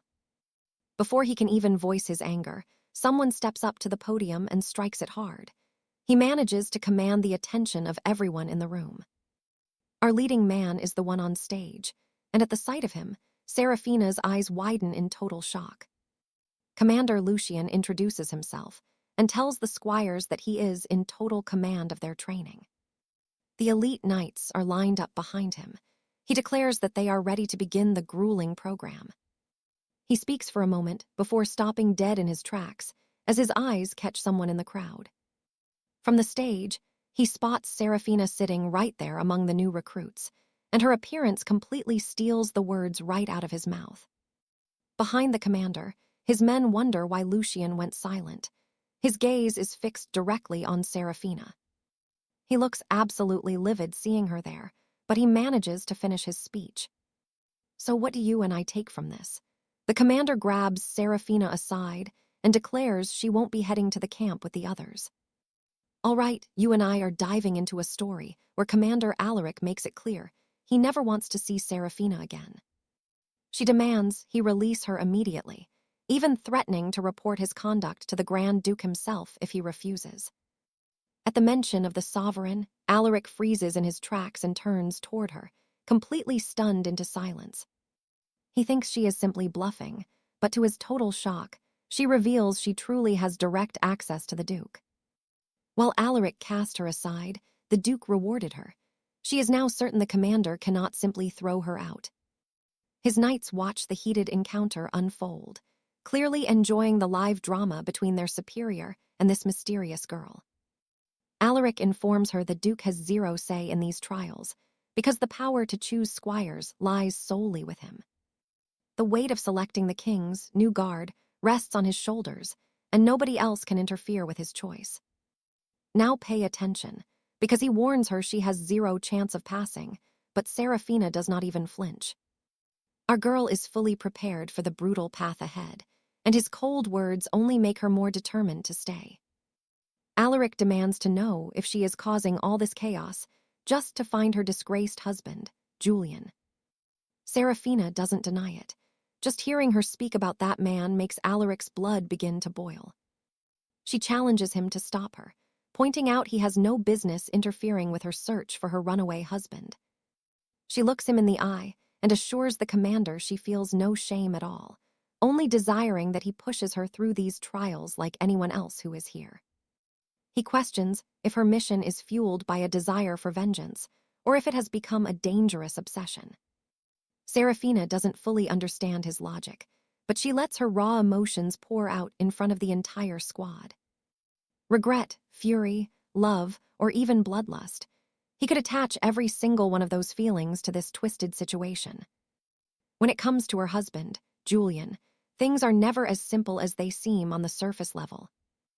He stares at her for a long moment, calculating his next move before finally deciding to break his heavy silence.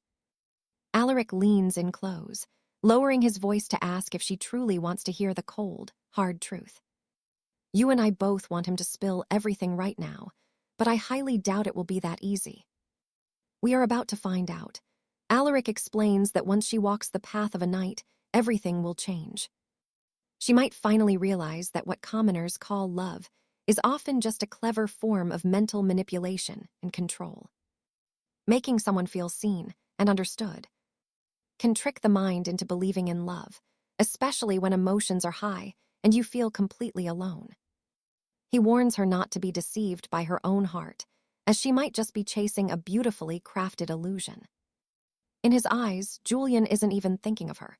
Real revenge, he says, is living a happy life, eating good food, and finally moving on.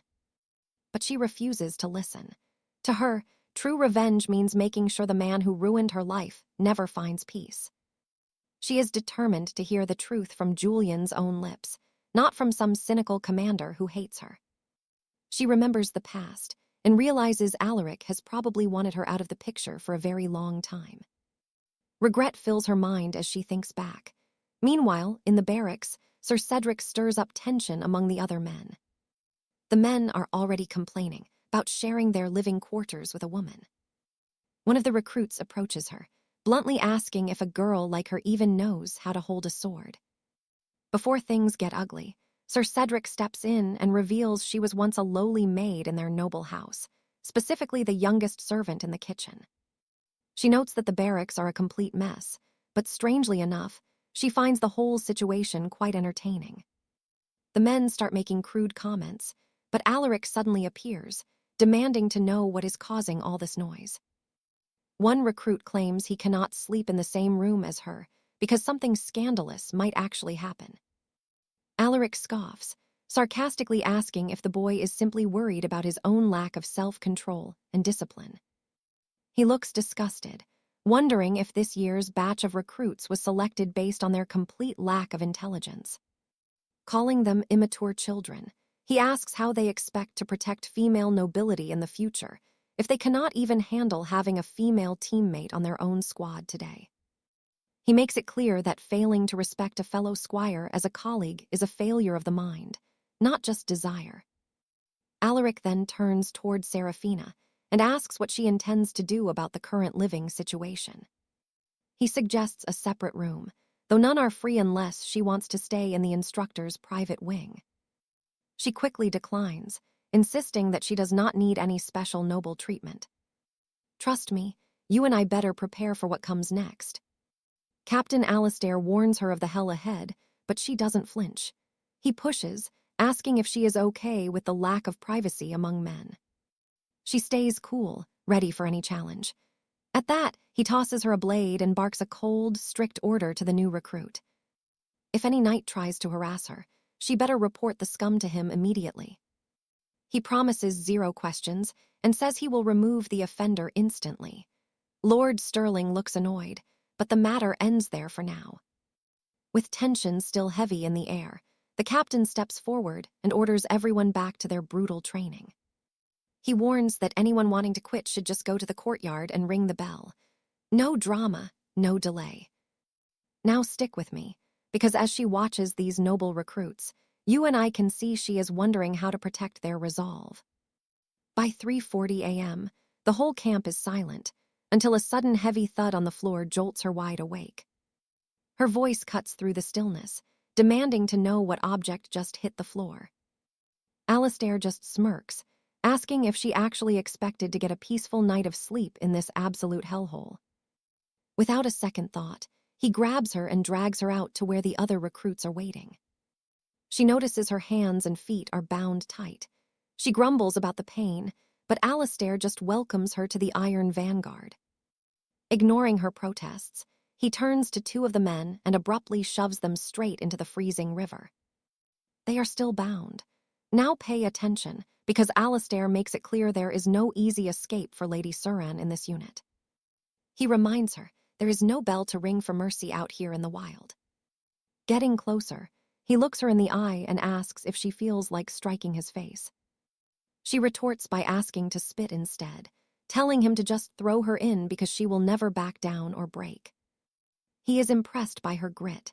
Alistair then wonders if she was always this fierce, or if her marriage changed her soul.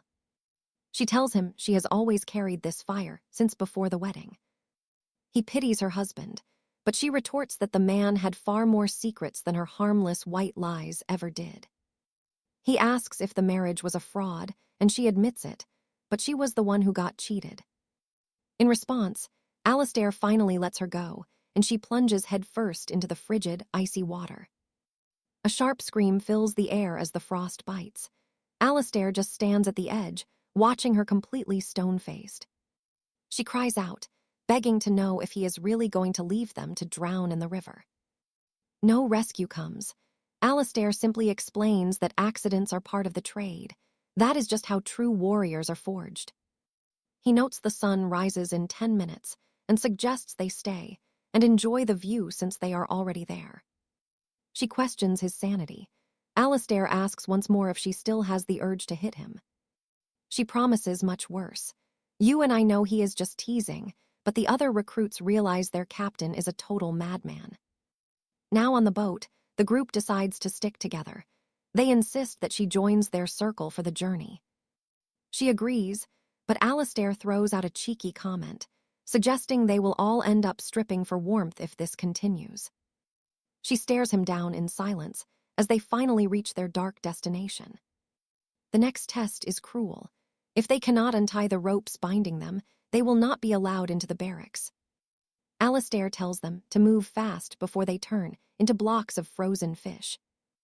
While the men struggle to help each other, she refuses all aid and fights the ropes alone until she is finally free.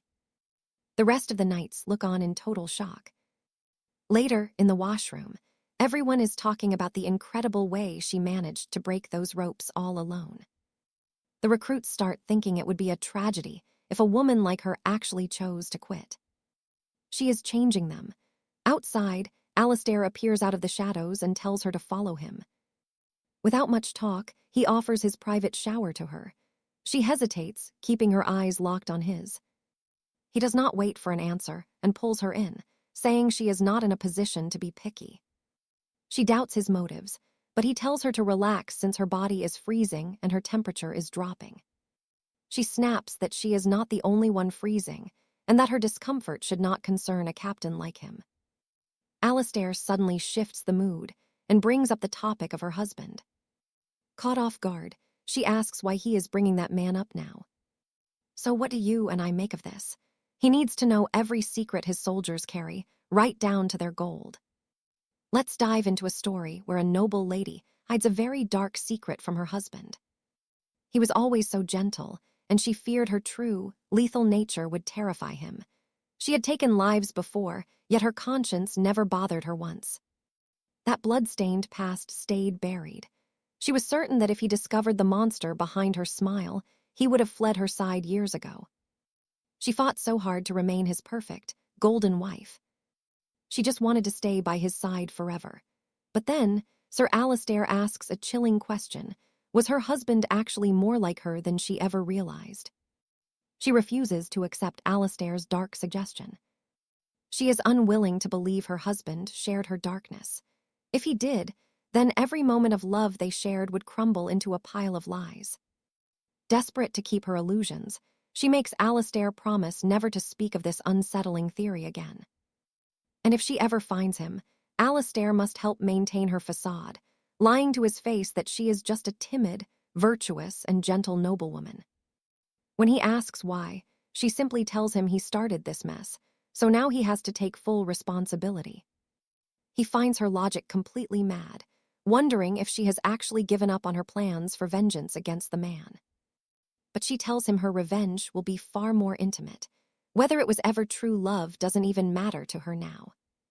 All she wants is to get him back. She warns Alistair that if this plan fails, his head will be on the block too. She is capable of true horror. Later, the grueling night training continues as the first week finally comes to a close. The rule is simple.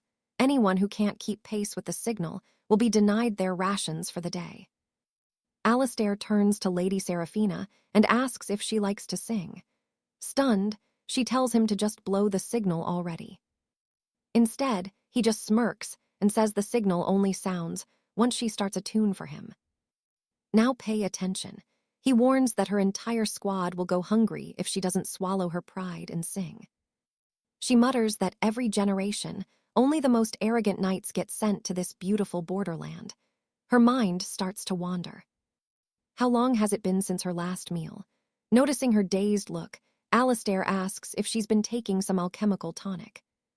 He admits that physical enhancers aren't rare for knights, and there are whole programs for managing these drug-fueled soldiers. If that were her secret, he tells her he'd actually feel a bit relieved. Confused, she demands an explanation. He notes that she has changed drastically since they met, and it isn't just her physical strength. It is like some hidden, dangerous darkness has finally surfaced. She asks why her endurance is an issue, and he says if she doesn't quit, she eventually becomes his mess to clean up. He asks if she is hiding a secret advantage. Coldly, she admits she is. She explains that fear is something she's never felt. Since she was a child, she never hesitated to endure pain or inflict it. Outside of her husband, fear was a foreign concept. Compared to her bloody past, this training is child's play. You and I can see she's seen much worse. Intense childhood drills mean this doesn't shake her. Alistair takes her hands to check. As he holds them, she finds it unsettling that she keeps letting her guard down around this particular night. It rattles her. She pulls away instantly, catching a familiar scent in the air that reminds her of Lady Caitlin. Suddenly, Sir Godfrey signals her to stay quiet. Seraphina finds herself slipping back into a distant memory. She remembers a conversation between a woman and her lord regarding her own mysterious spouse. Lady Caitlin had remarked that the man had a noble jawline and carried a warm, commanding presence. Curious, she had asked for details, and the woman's description remained burned into Seraphina's mind ever since. Later, during combat drills, her focus begins to slip again. As she watches a new recruit, a familiar scent drifts through the air, one that awakens something deep within her soul. It is the smell of her husband, a scent no soap or oil could ever mimic. The recruit feels her eyes on him. Lost in thought, she tells herself that a crown agent would not be hiding in a place like this. She shakes it off, offering to help the man with his tunics, claiming she is an expert at cleaning. Before she can move, Sir Alistair barks an order, telling her to keep her eyes front and stay focused on the task. He orders the recruit away and turns back to Seraphina with a stern, dangerous warning. This is the second time he's caught her staring at a man. He makes it clear there won't be a third chance. He might ignore a recruit with suspiciously perfect swordplay, but he will never tolerate flirting on his training grounds. She flips him the bird, and trust me, you and I would do the same. All right, let's dive into this. Arthur catches her hand and flicks her nose for drooling over her commander. She denies it, but he warns her not to hunt for a new husband in a place like this.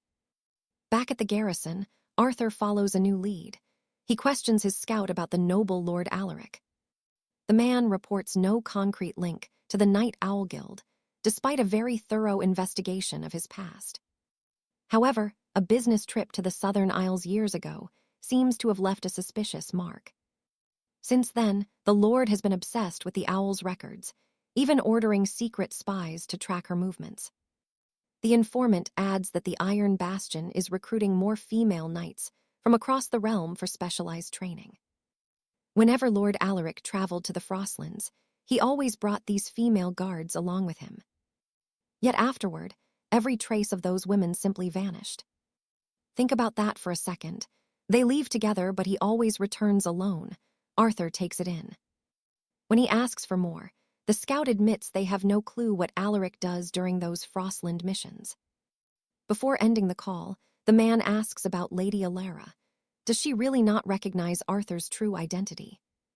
Even after bumping into him, the man asks if Arthur is sure she is fooled by his magic disguise. Arthur admits the truth. His face, voice, and even his scent are all magically fabricated. The final question lingers. What if Alara is the type to fall for men exactly like his old self? Arthur only sighs. The next day, Knight Hanser tries to comfort Page Julian, who feels shamed after a training blunder. She explains that what happened was just a sudden shift in pressure, and nothing for a squire to fear. Julian asks nervously if she saw a snake, and not something far more embarrassing in the grass. He is crushed because he is always last, wondering if he is simply not cut out to be a knight. She looks at him with nothing but calm, cold reasoning. She jokes that if he quits, there will be no one left behind her in the training ranks. With an earnest tone, she declares that a healthy gut is a sign of life, and is nothing to be ashamed of. She questions why a soldier who did something so human and desperate would ever feel the need to flee. Julian takes her words to heart and declares he has no intention of running away from the trial anymore. Now pay attention here. Knight Gareth notices Commander Arthur watching the interaction between Alara and Julian from the shadows. He asks with a smirk if Arthur also finds Lady Alara attractive. Arthur is visibly caught off guard. Gareth says she has been looking at him with intense eyes lately, as if she wants something from him. He has never had a woman look at him like that, and concludes he is about to get a girlfriend. Arthur shuts him down instantly.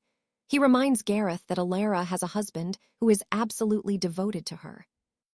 In fact, Arthur suggests that if Gareth does not believe the truth, he should try insulting her husband, though he warns not to do it while she is armed. Her possessiveness is legendary. But Gareth still insists that her gaze felt intense, almost as if she was trying to seduce him. Arthur brushes it off, telling him many men find her attractive, then tells the knight to get lost. Later, training resumes. Arthur announces they are making flotation devices, which requires everyone to remove their trousers for cloth.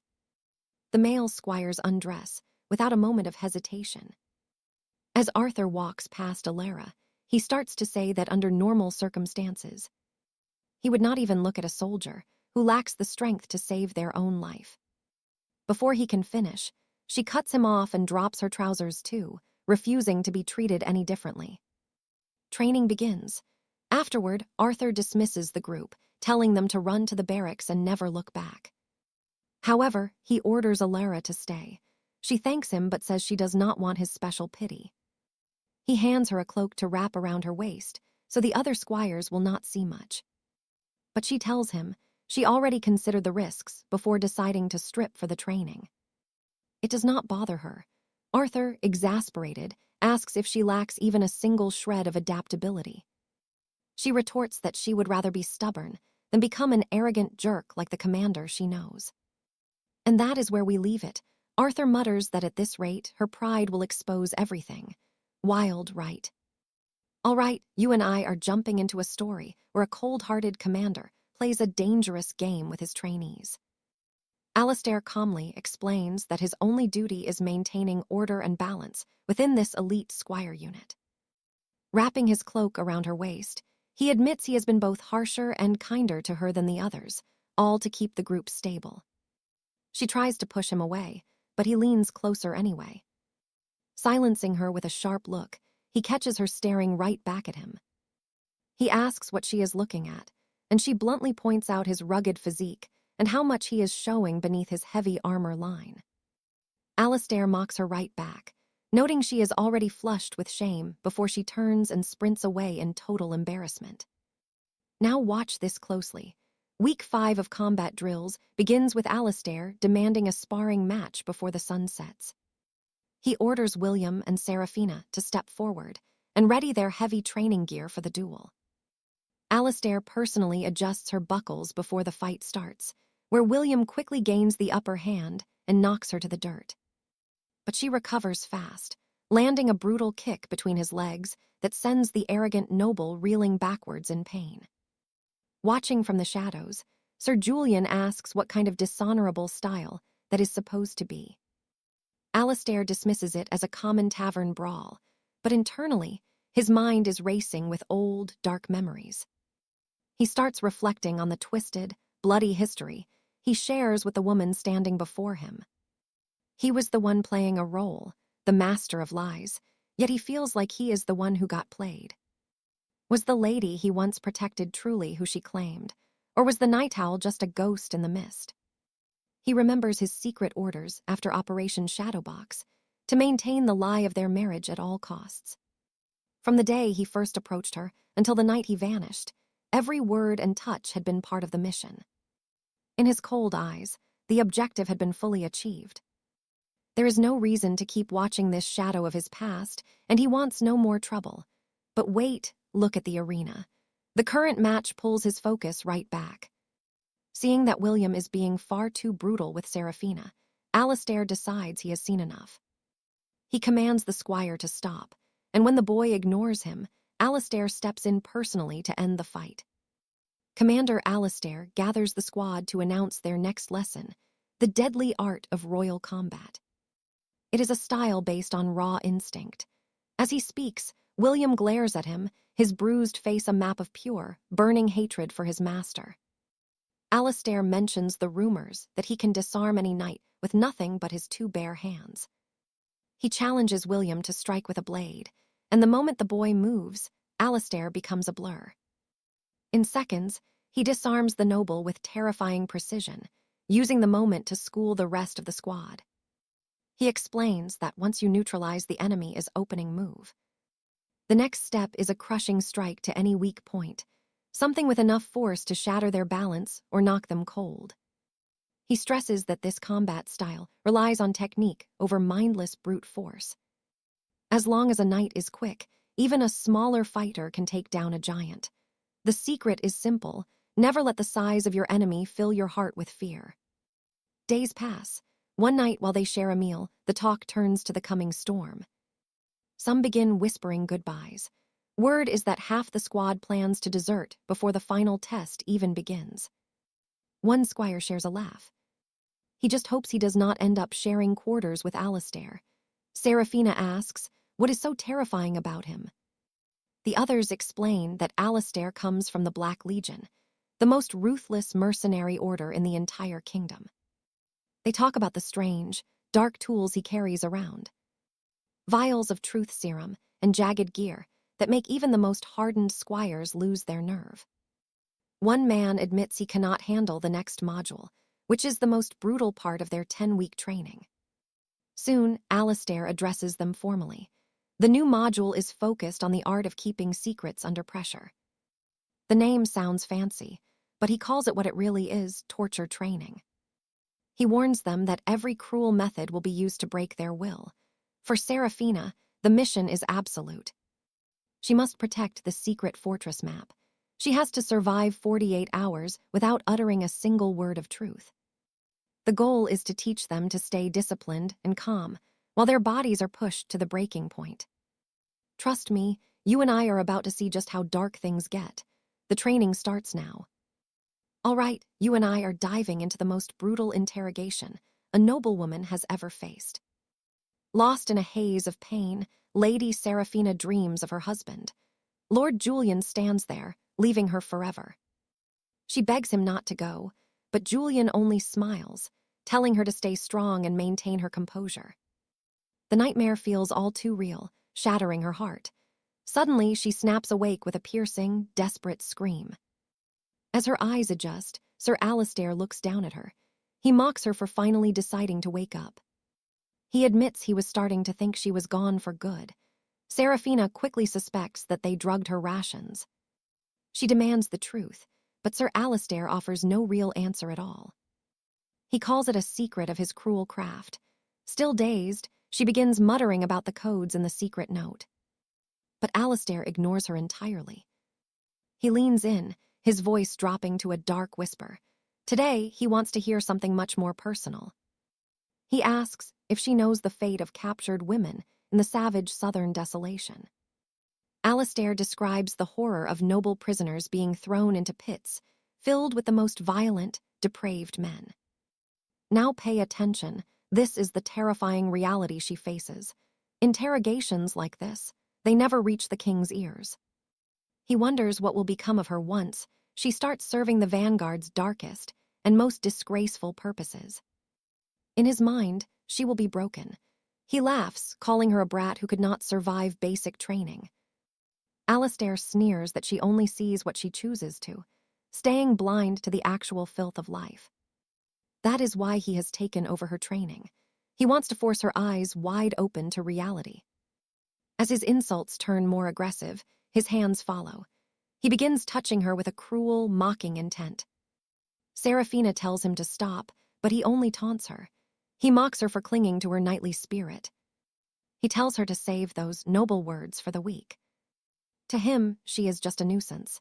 He urges her to quit and go home.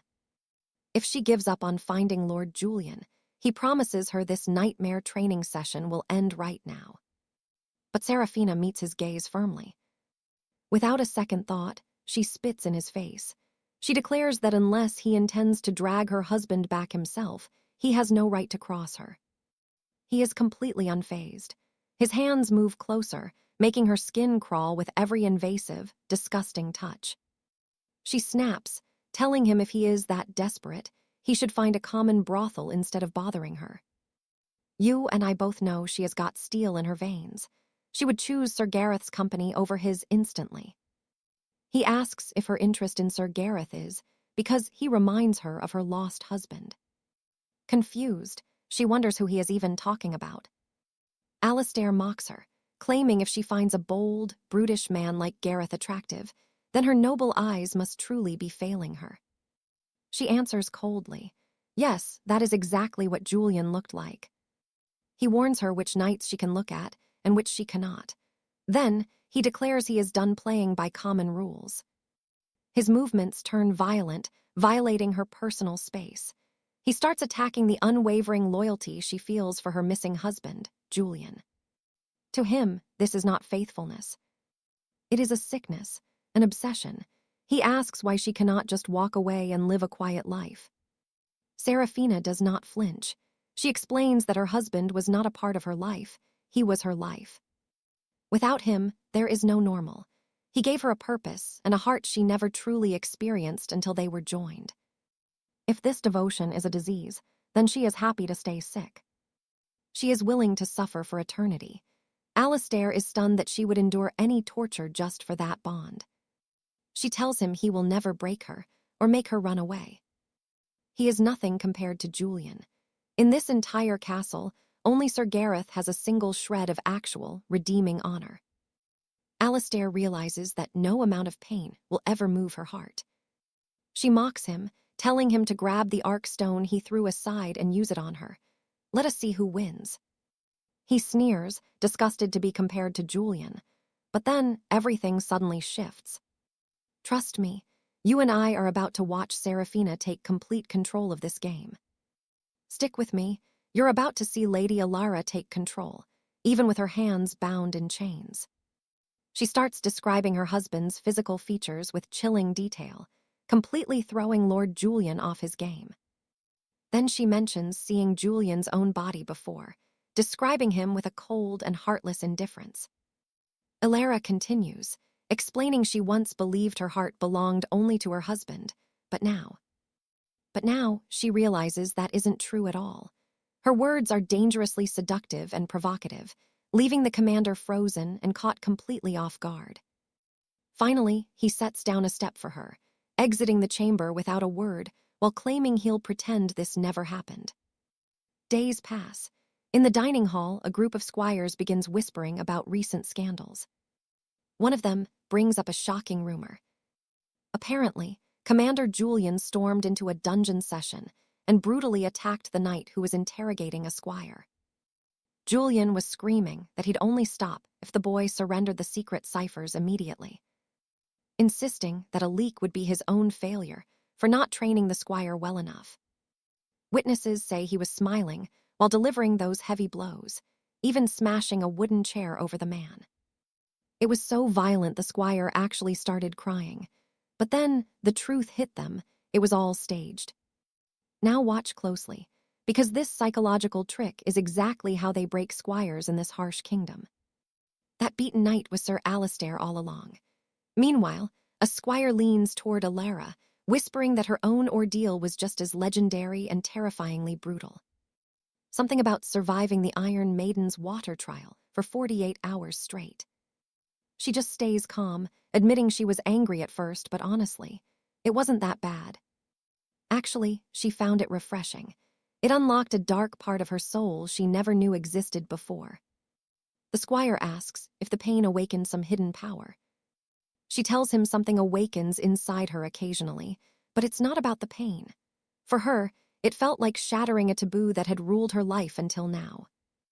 Later, at the archery range, Commander Julian's mind begins to drift. He can't stop thinking about what Alara said regarding her husband's body. It unsettles him more than he cares to admit. Frustration boils over as he realizes he can't even reclaim the dead man's body from the enemy. Nearby, Sir Cedric finally speaks up. He mocks the scene with Sir Alistair, remarking that based on the injuries, it looked like the instructor was the one being tortured instead of the squire. Julian cuts him off, asking if Cedric is only bitter because his close friend was involved. He questions if the two have been close since childhood, and Cedric quietly confirms their long history together. And yeah, I know what you're thinking. Julian is about to take this conversation somewhere very awkward. He asks if Cedric ever noticed anything unusual about Alistair's lower half during those years they spent training together. The question leaves Cedric completely speechless. Julian walks away, muttering how a simple sound, like an owl's cry, can suddenly shake his entire sanity. Haunted by memories, he can't escape his last mission alongside the mysterious Lady Alara. Even peaceful moments, like resting beside her under the summer sun, offer him no comfort at all anymore. He remembers their simple mornings, the shared meals, and quiet walks through the palace gardens. Yet beneath those soft memories lies a growing thirst, a dark emotion that keeps rising within him. He doesn't understand why Alara still clings so desperately to the memory of her husband. Why she won't let go. One thing is clear, she is no longer a pawn he can easily control. Any influence he once held has slipped away. It's finally time for him to make a life-altering decision. He needs to choose a side before the tension between them becomes something they can't undo. Days later, the squires gather. Alara sits in silence, the phantom pain of the trial still lingering. Unexpectedly, she finds herself longing for her mother and a simpler life far away from these castle walls. But the moment vanishes as Julian walks in to begin the lesson. The mood turns somber. He tells them that if they survive this training, some will be sent to the lawless borderlands, regions consumed by absolute war and corruption. So what do you and I take from this? In a lawless world worse than hell, mercy is usually the first thing to die. Trust me, you and I are about to enter a world where morality simply does not exist. Their first law is simple: abandon your neighbor. They must discard the hope of salvation, for it will not find them here. Serena listens and responds without a single hint of doubt. If the pits of hell are the only place to find her husband again, then she will march straight into the fire. Commander Thorne reacts with a sharp, bitter edge, noting she has a strange talent for making such dark words sound poetic. He reminds her that she likely forgot his face by now and mocks her for thinking she could find him. Then, with a sneer, he adds that if a god appeared before her eyes, she probably wouldn't even recognize them. Once the other recruits leave the hall, Commander Thorne returns. Alone in the silence, he picks up a book and begins reading. His gaze stops on a familiar sketch, and that same spark of frustration begins to flare up once again. He wonders why Serena keeps stirring up the people around her and pushing them toward the edge. Her very presence. Her persistence really gets under his skin. Meanwhile, the most brutal phase of training begins for knights heading to the hostile borderlands. The conditions they face during this week are just as vicious as any real battlefield. Now pay attention here, because this is where their training becomes a literal, brutal, and dark descent into a living hell. There is no rest for 7 days straight, no change of clothes, and not a single proper meal. They are forced to eat with bare hands and live like animals. This grueling week is a deliberate and cold descent into survival mode. It is called Hell Week for a reason. Despite the agony, Serena grits her teeth and keeps moving forward. She tells herself this nightmare is necessary if she ever wants to see him again. She must survive to find Lord Alaric. Every ounce of suffering she feels here is just the price of the journey. Thorne walks among the exhausted soldiers, holding a bottle of murky liquid, mocking them by saying the contents are more like swamp water than anything drinkable. Then, with a cruel laugh, he splashes the filth all over a trainee, pretending it is fine wine. He mocks them as he serves the pretend liquor. Eventually, he makes his way over to Serena. Standing before her, he explains, half serious and half mocking, that on real missions, the unexpected will always happen. You saw that too. A leader must decide whether to eliminate variables or control them. He admits that, for a long time, he was leaning toward eliminating her, but now he wonders if managing the chaos is better than destroying it. He commands her to push through the rest of the week. He promises to help her find the power she hasn't realized yet. Hours crawl by as the physical toll continues to build. With a heavy beam balanced on her shoulders, Serena moves in lockstep with the others. She turns to Cedric, barely standing.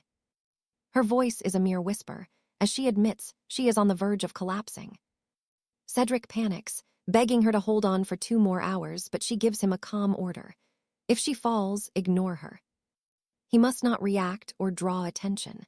As long as the commanders don't notice, she will find the strength to rise again. She warns him above all else not to look Commander Thorn in the eye. Unable to speak, she begins tracing words into the dusty ground. Cedric watches, confused, as Thorn approaches from the distance. Thorn draws near, his gaze dropping to her faint movements. Curious, he leans down to see what she scribbled in the dirt. The name Lord Alaric stares back at him. A flicker of irritation crosses his face. He mutters about her relentless stubbornness, still unable to grasp where a woman like her even came from. Once again, she has broken his composure. He shakes his head and walks away, unaware that Serena has already lost consciousness. Serena lies half-conscious on a cot, unable to tell the difference between her dreams and the cold reality around her. In her fever, she thinks she sees Alaric and asks him why he has returned home so early. She tries to tell him about a terrible dream, one that left her chest feeling like it had been torn wide open. As she drifts, she feels warmth on her skin. Her husband seems to soothe her aching body with a warm compress, massaging her with gentle care. She whispers how much she has missed him, even in this broken state. When the sun rises, she stirs again and finally finds her clarity. Sitting right beside her is Cedric. He sees the tears in her eyes and asks if she has been crying. She cannot believe the trial is finally over. Cedric tells her that she passed out near the end, but luckily, not a single instructor noticed. "You and I saw it. She survived because no instructor noticed her fall." He adds that once the training ended, Commander Alistair carried her on his back all the way there. So, even if the others didn't notice, the commander certainly did. "Stick with me." Alistair enters the room and demands to know why she had been crying earlier. As he steps closer, he bluntly asks if Julian made her cry. Julian picks up on the shift in tone and quickly excuses himself. Alone with her, Alistair insists on knowing the truth. She denies crying, but he does not believe her for a second. He sarcastically asks if Julian did something absurd, like licking her eyeballs, leaving her scrambling to change the subject. She requests to wash up, but Alistair cuts in, asking where she plans to do that. When she replies, he informs her coldly that starting immediately, she is banned from using the Squire Barracks bathhouse. She is utterly shocked. He explains that the baths may be shared among knights on a rotating schedule, but from now on, she should not take part. Then he pulls out her journal and confesses that he had made the mistake of thinking she was the most fragile girl among them. As it turns out, she is far from vulnerable, something he had grossly misjudged as her commanding officer. Stunned, she asks why he read her private journal without permission, but he brushes past the question. Instead, he focuses on something that caught his attention in its pages. Now watch this. He actually asks if sleeping with other men was truly one of her listed goals. She feigns ignorance, trying to deflect, but he steps closer. She asks what he is doing, and he replies that he thought she was filled with venom. But her current expression, pouting and feigning innocence, tells a completely different story. He pushes further, asking what would happen if they became intimate, and he somehow felt like her husband. Would that be enough to make him a candidate, too? He questions whether she thinks she can determine true love through physical connection, whether the emotional difference would become obvious through touch alone. He reminds her that pleasure can be faked with shocking precision, and that there are over 70 documented ways to be intimate with someone. He insists that what she is hoping for, that love alone will allow her to recognize her husband instantly, is nothing more than a delusion. The more he looks at her, the more frustrated he becomes, feeling like he is slowly losing control of his own mind. She silently reflects on Alistair's erratic behavior toward her. She does not fully understand why he reacts this way, but one thing feels certain. His current outburst has nothing to do with her personally. She suspects he too has lost someone important, but unlike her, he gave up searching. So now, every time he sees her unrelenting efforts, he probably feels a mix of resentment and contempt. Still, even after everything, she clings to a single belief that love somehow can still fix all that has been broken. It's that conviction that keeps pushing her toward foolish decisions, like the list in her journal where she wrote out her candidates for intimacy. You and I saw this coming. She listed commanders first, and Lord Cedric was at the very top of the list. After a long pause, Alistair breaks the tension. He says he will help find her husband and promises to bring her the man who looks exactly like him, alive and whole. But he lays down one condition. From now on, no matter what he says, she must not disobey him again. Alara hears Alistair's terms like a final verdict. He will search for her husband, he says, but only if she becomes his subordinate in every sense. Absolute obedience in missions, unquestioning compliance in daily life. He adds the condition that she must close herself to interest in others. Her breath catches. Part of her imagines handing over the lead she has fought to build. Part hesitates at the idea of trading her freedom for a favor. She refuses to be rushed into a decision with a small, almost deflecting protest that she has not even washed yet. She tries to create distance. He reads the gesture as evasion and presses, unwilling to let the conversation soften into ordinary excuses. Alara answers plainly. She will not accept a contract that cages her. Even if the path grows harder, she trusts her own resourcefulness. She embarked on this search because she believes in herself, not because she wants to bargain away her choices. His insistence that he will do anything she asks sounds rehearsed, but his urgency rings false to her. When she asks whether the restriction would extend to Lord Cedric or the other knights, his response only makes the demand feel personal, not procedural. In the pauses between words, she maps his true motive. This is not about leaked pages or protocol. It smells of a private blemish. She questions him about his marriage, whether he is divorced, and what caused the separation. She watches the way his expression tenses. Whether the fracture came from incompatible temperaments, lifestyle collisions, or betrayal, she recognizes the look of someone who has been profoundly hurt. Cruelly, she imagines him with a list of names like her own, a ledger of intimate failures that explains his need for control. Trust me, she is precise. If his need to control her comes from old trauma, she tells him to see a priest instead of projecting his anxiety. Now here is the part you and I need to watch carefully. She challenges him to finally find love and rediscover his lost gentleness. If he keeps dwelling on the past, she warns his heart will harden until nobody is left to reach him. Still, Alara offers a deal. She will let him aid the search, provided he does not strip her of her choice. She demands to know if his restrictions apply to anyone else. She defines her limits with cold precision before turning her back and walking away. Alone with his rage, Alaric turns to William and demands the classified scrolls the deputy commander had previously shared. William warns that accessing those scrolls breaches royal intelligence laws, but Alaric is absolutely relentless. The real torture, he admits, is that she is a mystery. He cannot read or predict her anymore. You and I saw this coming, right?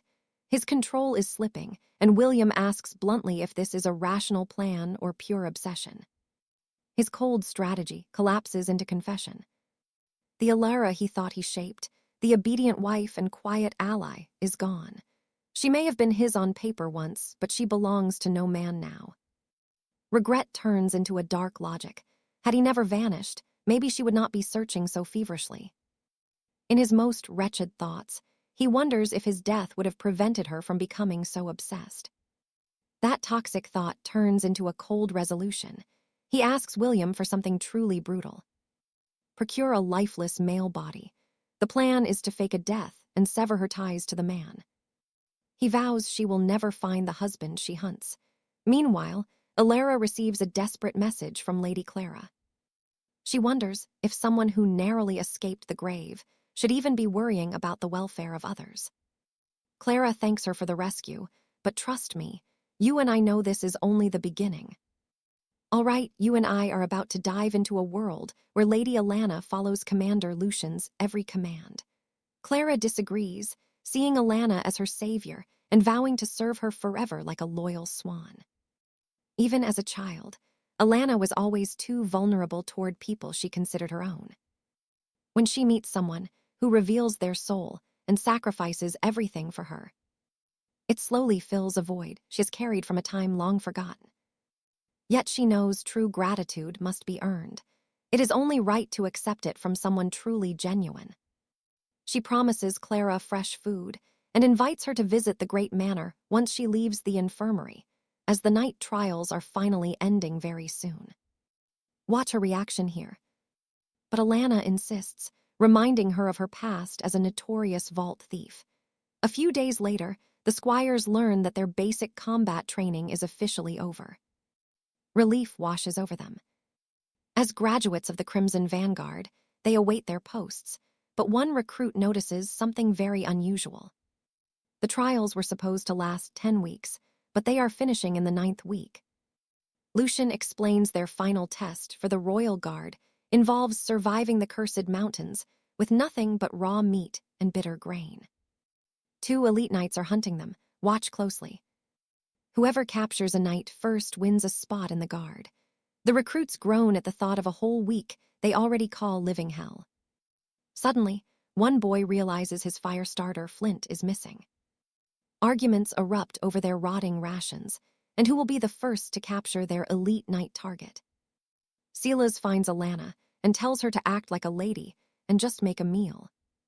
He mocks her marriage and suggests she wants to sleep with him instead. Alana tells the fool to pull himself together. He grabs her, and she sees madness in his eyes, wondering what poison has made him act this way.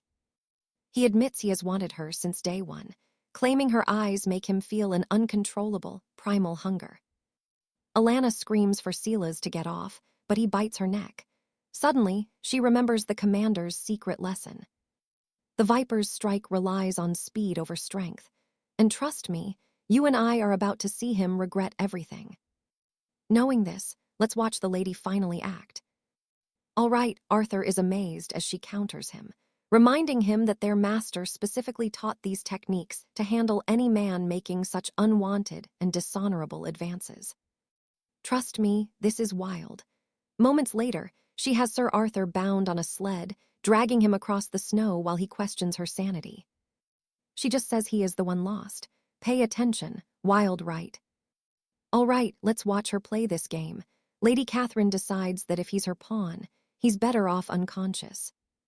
Stick with me, because you are about to watch a training exercise turn into a high-stakes game of betrayal. Deep in the mountains, their knights trace the signal, shocked to discover that Arthur has actually been captured. They wonder what beast could have done this, unaware that Julian is watching them from the shadows, perfectly calm and calculated. Now pay attention, because this signal is about to summon the one man she truly fears. They identify Commander Alistair and rush to report the signal directly to him. Alistair is stunned by the skill and finds Seraphina, who tearfully begs for rescue, explaining that the dangerous culprit managed to flee into the forest. As the search party scatters, the commander walks toward the exhausted woman. He demands an explanation, and she describes the grueling task of dragging Arthur to this spot before finally catching the traitor. Seraphina feels like a fool for letting herself be manipulated by feelings she cannot even define. Alistair spots a dark stain on her clothes and demands to know why she looks so disheveled. She asks if he will offer his coat, but instead, he suddenly pins her to the snowy ground. He praises her tactical application, but warns that a fake signal only works if the target and the timing are perfectly chosen. If he were a true enemy, he would have smothered her with his cloak and ended the fight immediately. Real strategy only exists when you consider both the terrain and the man you are fighting. He asks if she understands, but when she stays silent, he shoves freezing snow into her face. He claims he understands her intentions, but his eyes narrow when he realizes that she has been bitten. He demands to know if Arthur did this, his voice growing dark as he condemns the knight's disgraceful actions. He wonders if Arthur dared to kiss her, deciding to count every single injury so he can deliver a cold, brutal punishment. He even mentions that if her husband saw this mess, he would probably return from the front lines in a rage. Seraphina throws snow in his face, snaps that he knows nothing of her husband, and storms away. He pursues her through the trees, and she wonders why he looks so incredibly serious all of a sudden. Suddenly, he shouts a warning and lunges forward, catching her hand just before she plunges over the cliff's edge. He furiously asks if she is trying to die right in front of him and scolds her reckless behavior. Calling her movements pathetic, he orders her to climb onto his back like a rope. She hesitates, then obeys. As she reaches for a branch for support, it snaps, sending them both plummeting into the dark abyss. They hit the ice hard. Seraphina gasps for air, praying they are still alive. Trust me, you and I are about to see Seraphina pull off her most daring move yet as she ties Alistair's hands. Confused and curious, the commander demands an explanation. She explains that while it looks ridiculous, she has officially caught him, and there is no turning back from this now. He finds it absurd and reminds her that even laughter requires the right timing to be effective. He grows irritated seeing that private expression on her face, the one she only shows when she thinks she is alone. She has no idea what he is talking about, but he reminds her that a professional knight always maintains composure. She falls silent, asking what the plan is since they have no gear to scale the massive ice wall. He tells her to wait. A tracking charm is hidden in his gear, and he has already activated it. Their disappearance will be noticed soon. Until help arrives, they just have to survive the biting cold of the peaks. She declares that her dream of joining the Royal Shadow Guard is still the only thing that matters to her. She also points out that since he fell trying to save her, technically, she won this round. He ignores the jab and commands her to move closer so they can share body heat to stay alive. She hesitates as the freezing mountain air begins to set in. She suggests he just give her his coat, but eventually, she shuffles closer to his side anyway. As they huddle together, his hand grazes her. She snaps in irritation, but he reminds her she was fine earlier. Now that it is for survival, she suddenly finds their closeness an issue. He mocks her potential in the field, noting the top recruit for the guard is already bruised from such minor handling. He warns her that he uses physical discipline when his soldiers fail to meet his expectations. Does he treat Captain Thorne like this too? Let's find out together. He is visibly annoyed that Lord Julian is mentioned again. Alara wonders if he has a daughter because his grip is so steady. He says no, but stick with me. He admits his late wife was much younger and quite clumsy, so he spent his days supporting her.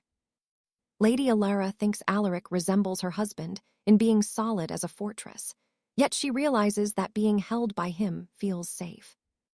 His scent and the sheer power of his grip. The touch is nothing like Julian, yet being held this way calms her fear, so she asks if he still thinks of his ex-wife. He refuses to dig into the past, believing that looking back only leaves a person with a bitter heart. He warns her not to return to her old life, because nothing but ashes remains there now. Then, he orders her to keep talking so she does not lose consciousness in the biting cold. She claims she is fine, but he can hear her breathing start to slow down dangerously. Alara forces her eyes open, focused on her plan to infiltrate the Shadow Guard and finish her mission. She must make Julian pay. Then, in the frozen silence, Alaric leans in and suddenly kisses her. After a long moment, Alara asks why he suddenly kissed her like that. He claims it was just a pulse check, not a real kiss, to see if her heart was normal. Now, pay attention here. This is where their twisted pasts start to collide in this part. She says his former wife could not have been that terrible. He asks if she even knows who she was, then admits he has plenty to say about her.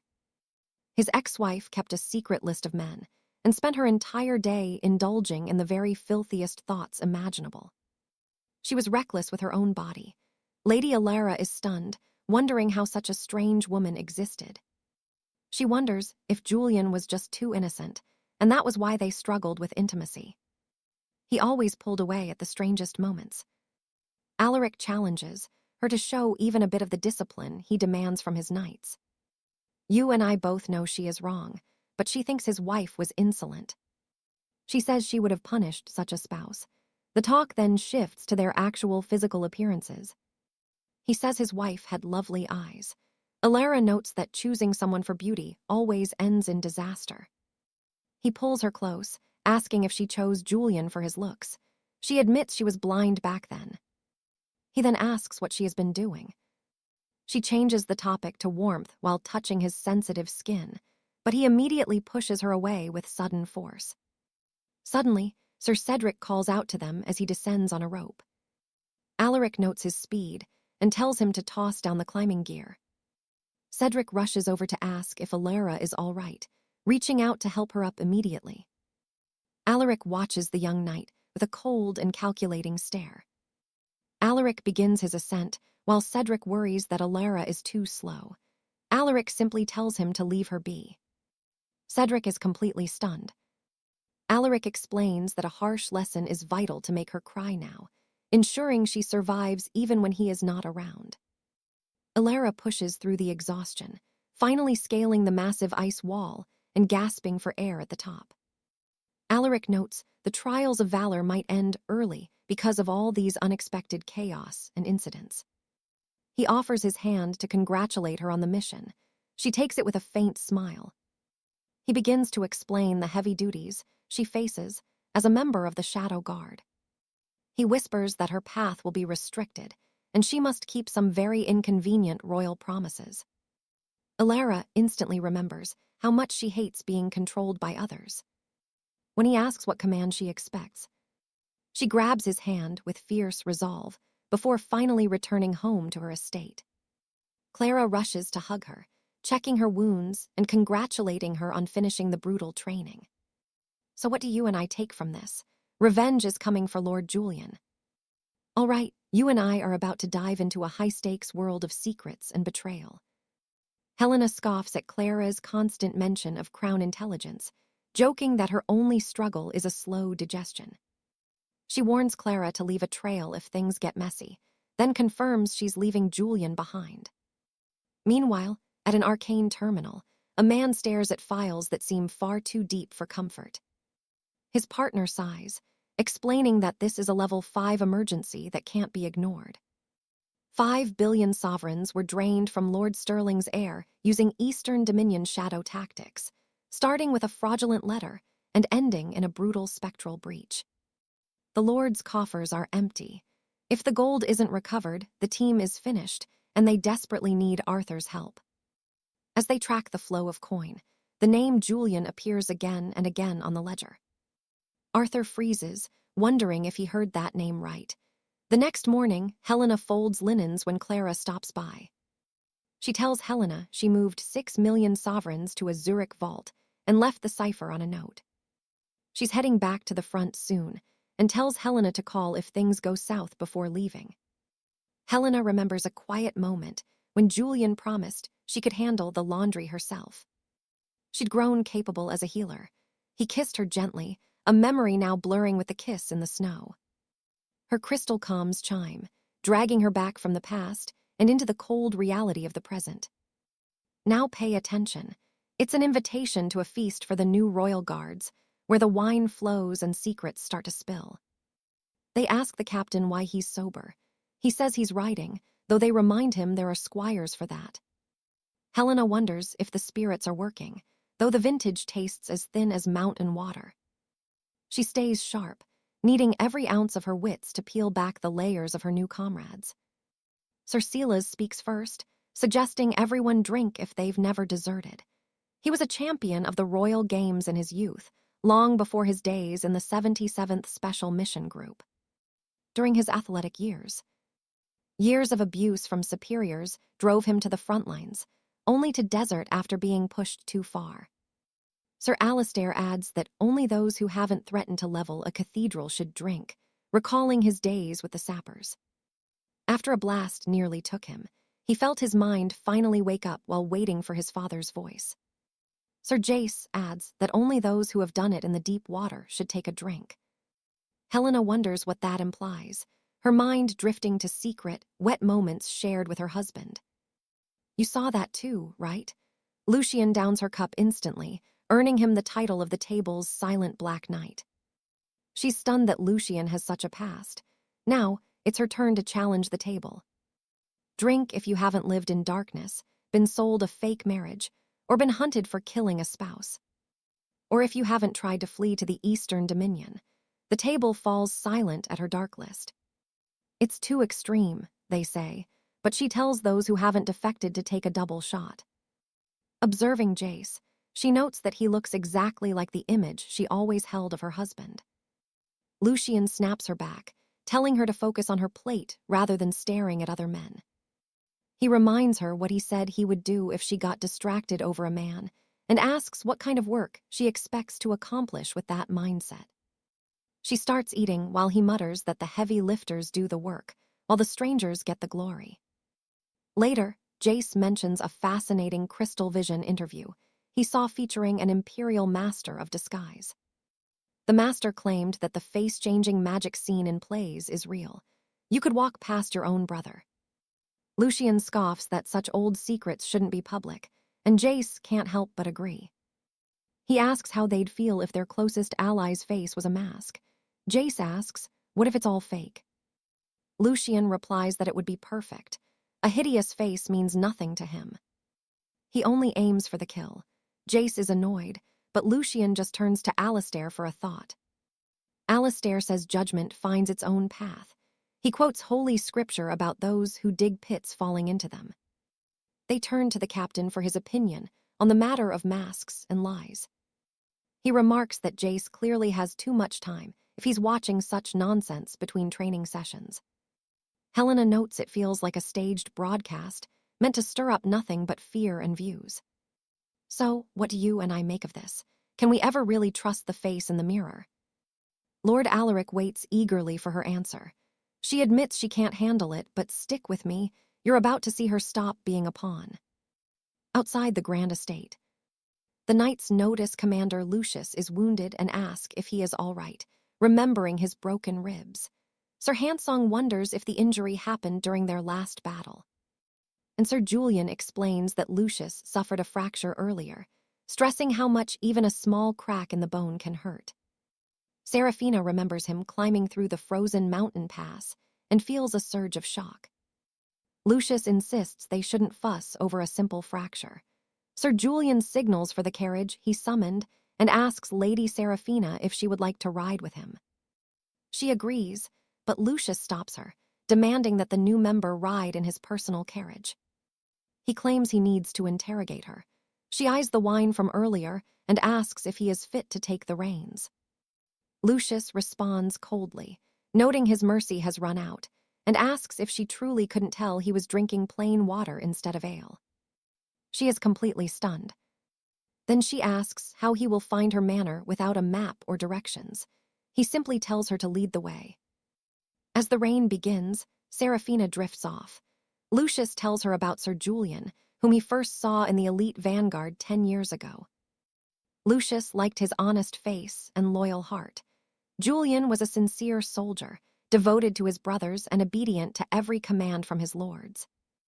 Lucius knows men like that are useful tools. Their simple nature never raises suspicion, making them the perfect shadows to plant in enemy courts. He memorized every detail of Julian. He knew using someone else's identity would be easier than facing his own darkness. That was how Lord Cedric, the man she thinks is her husband, was finally created. Looking at the sleeping Seraphina, he whispers that she chases the real man like a ghost, making his fake identity feel like a failure. Seraphina jolts awake, realizing she should have been woken up much earlier than this. Lucius tells her to get out if she is awake. She thinks he is an absolute prick, but as she opens the door, her instincts scream. An assassin lunges. She strikes back instantly, noticing mud-stained footprints left behind on the stone floor of her manor.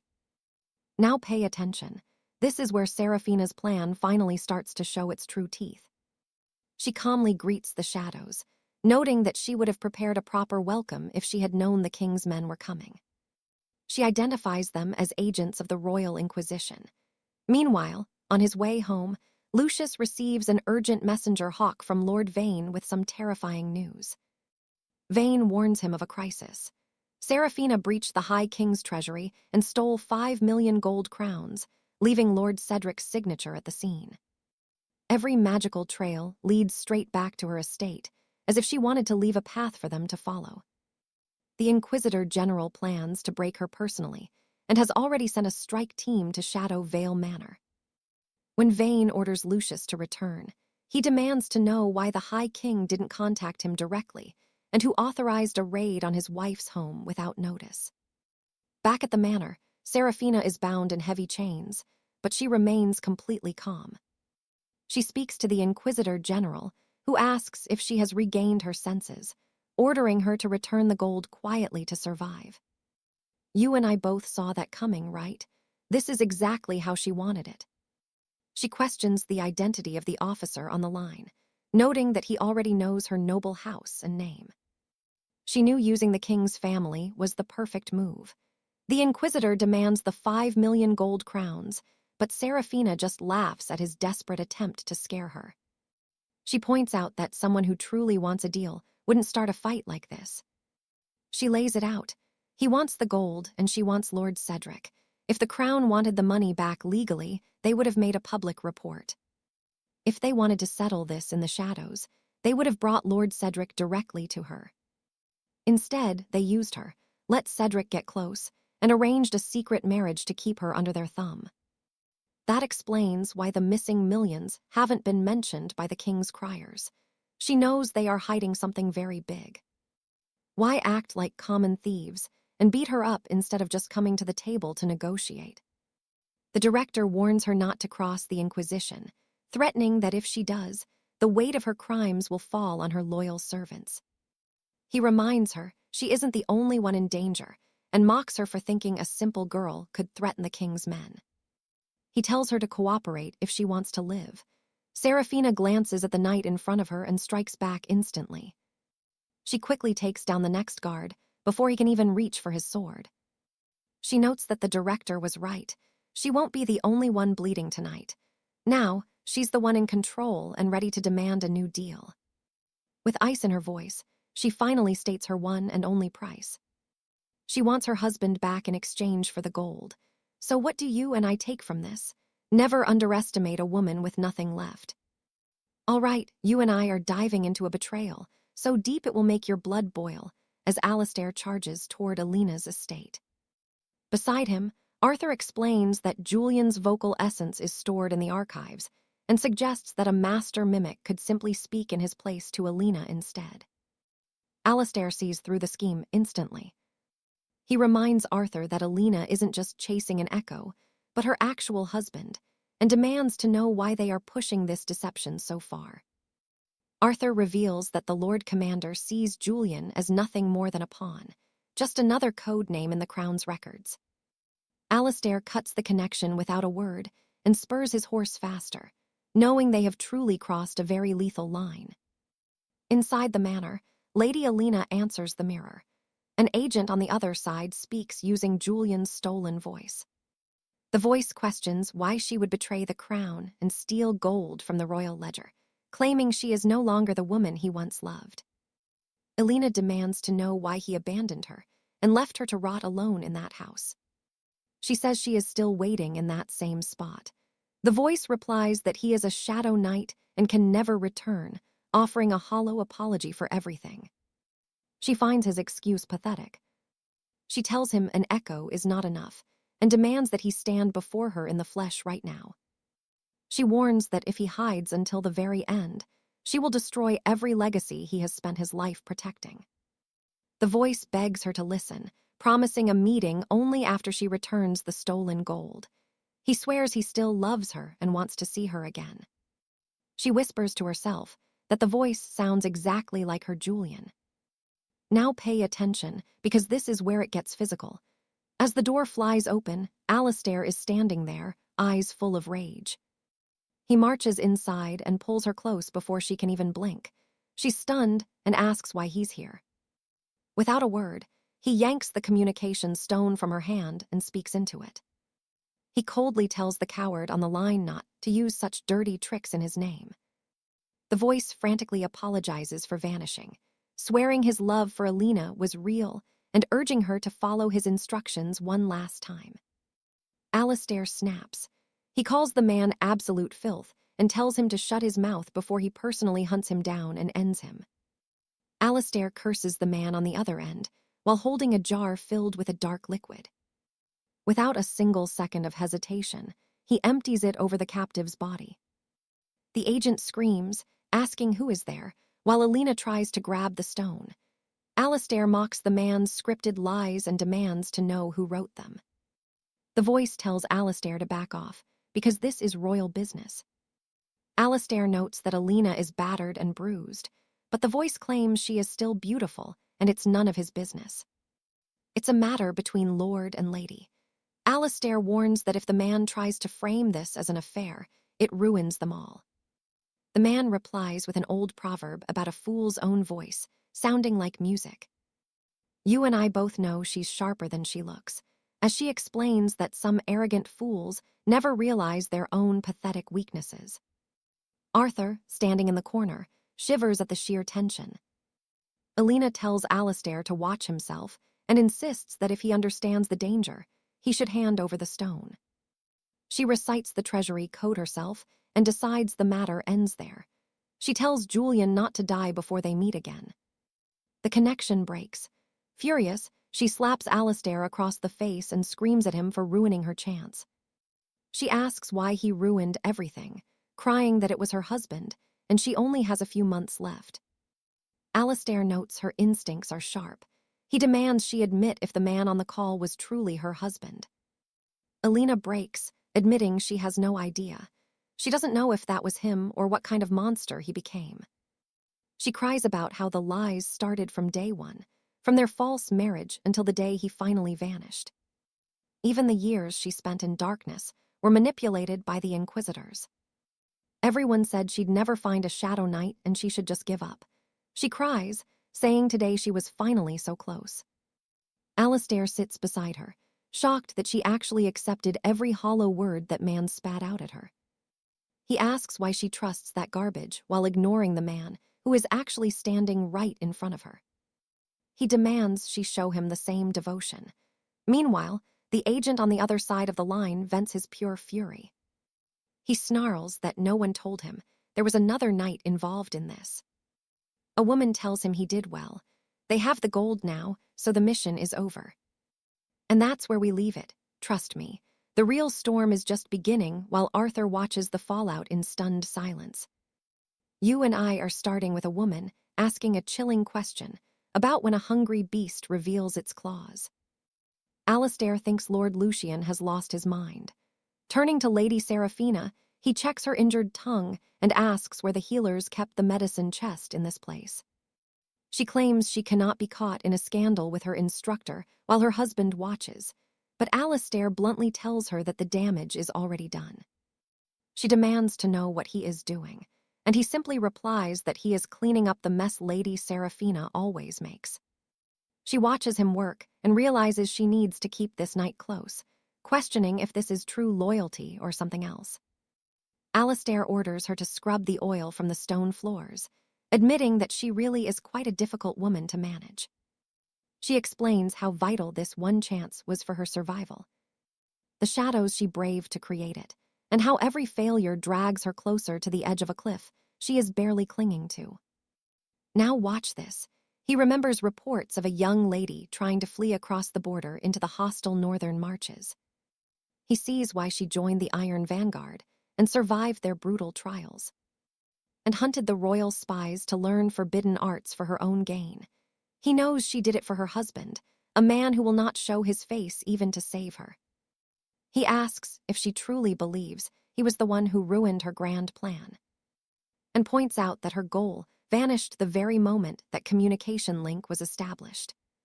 The Crown intelligence was playing with her mind from the start, winning the battle before she even drew a blade. He wonders why she only heard her husband's voice after attacking first, and why she hesitated when it mattered most. She confesses they threatened young Clara, and she feared the girl would be broken just like the last time. But here is the twist. Alistair reveals Clara was never harmed, having received a message from her about a massive failure in the Vanguard network. He tells her she was defeated from the beginning, mentally, strategically, and even in deception. She should have listened and left Clara behind. Now he offers to be her accomplice, but only if she agrees to his terms. He is moving into her manor. Want the next part? Comment Lady Serafina below.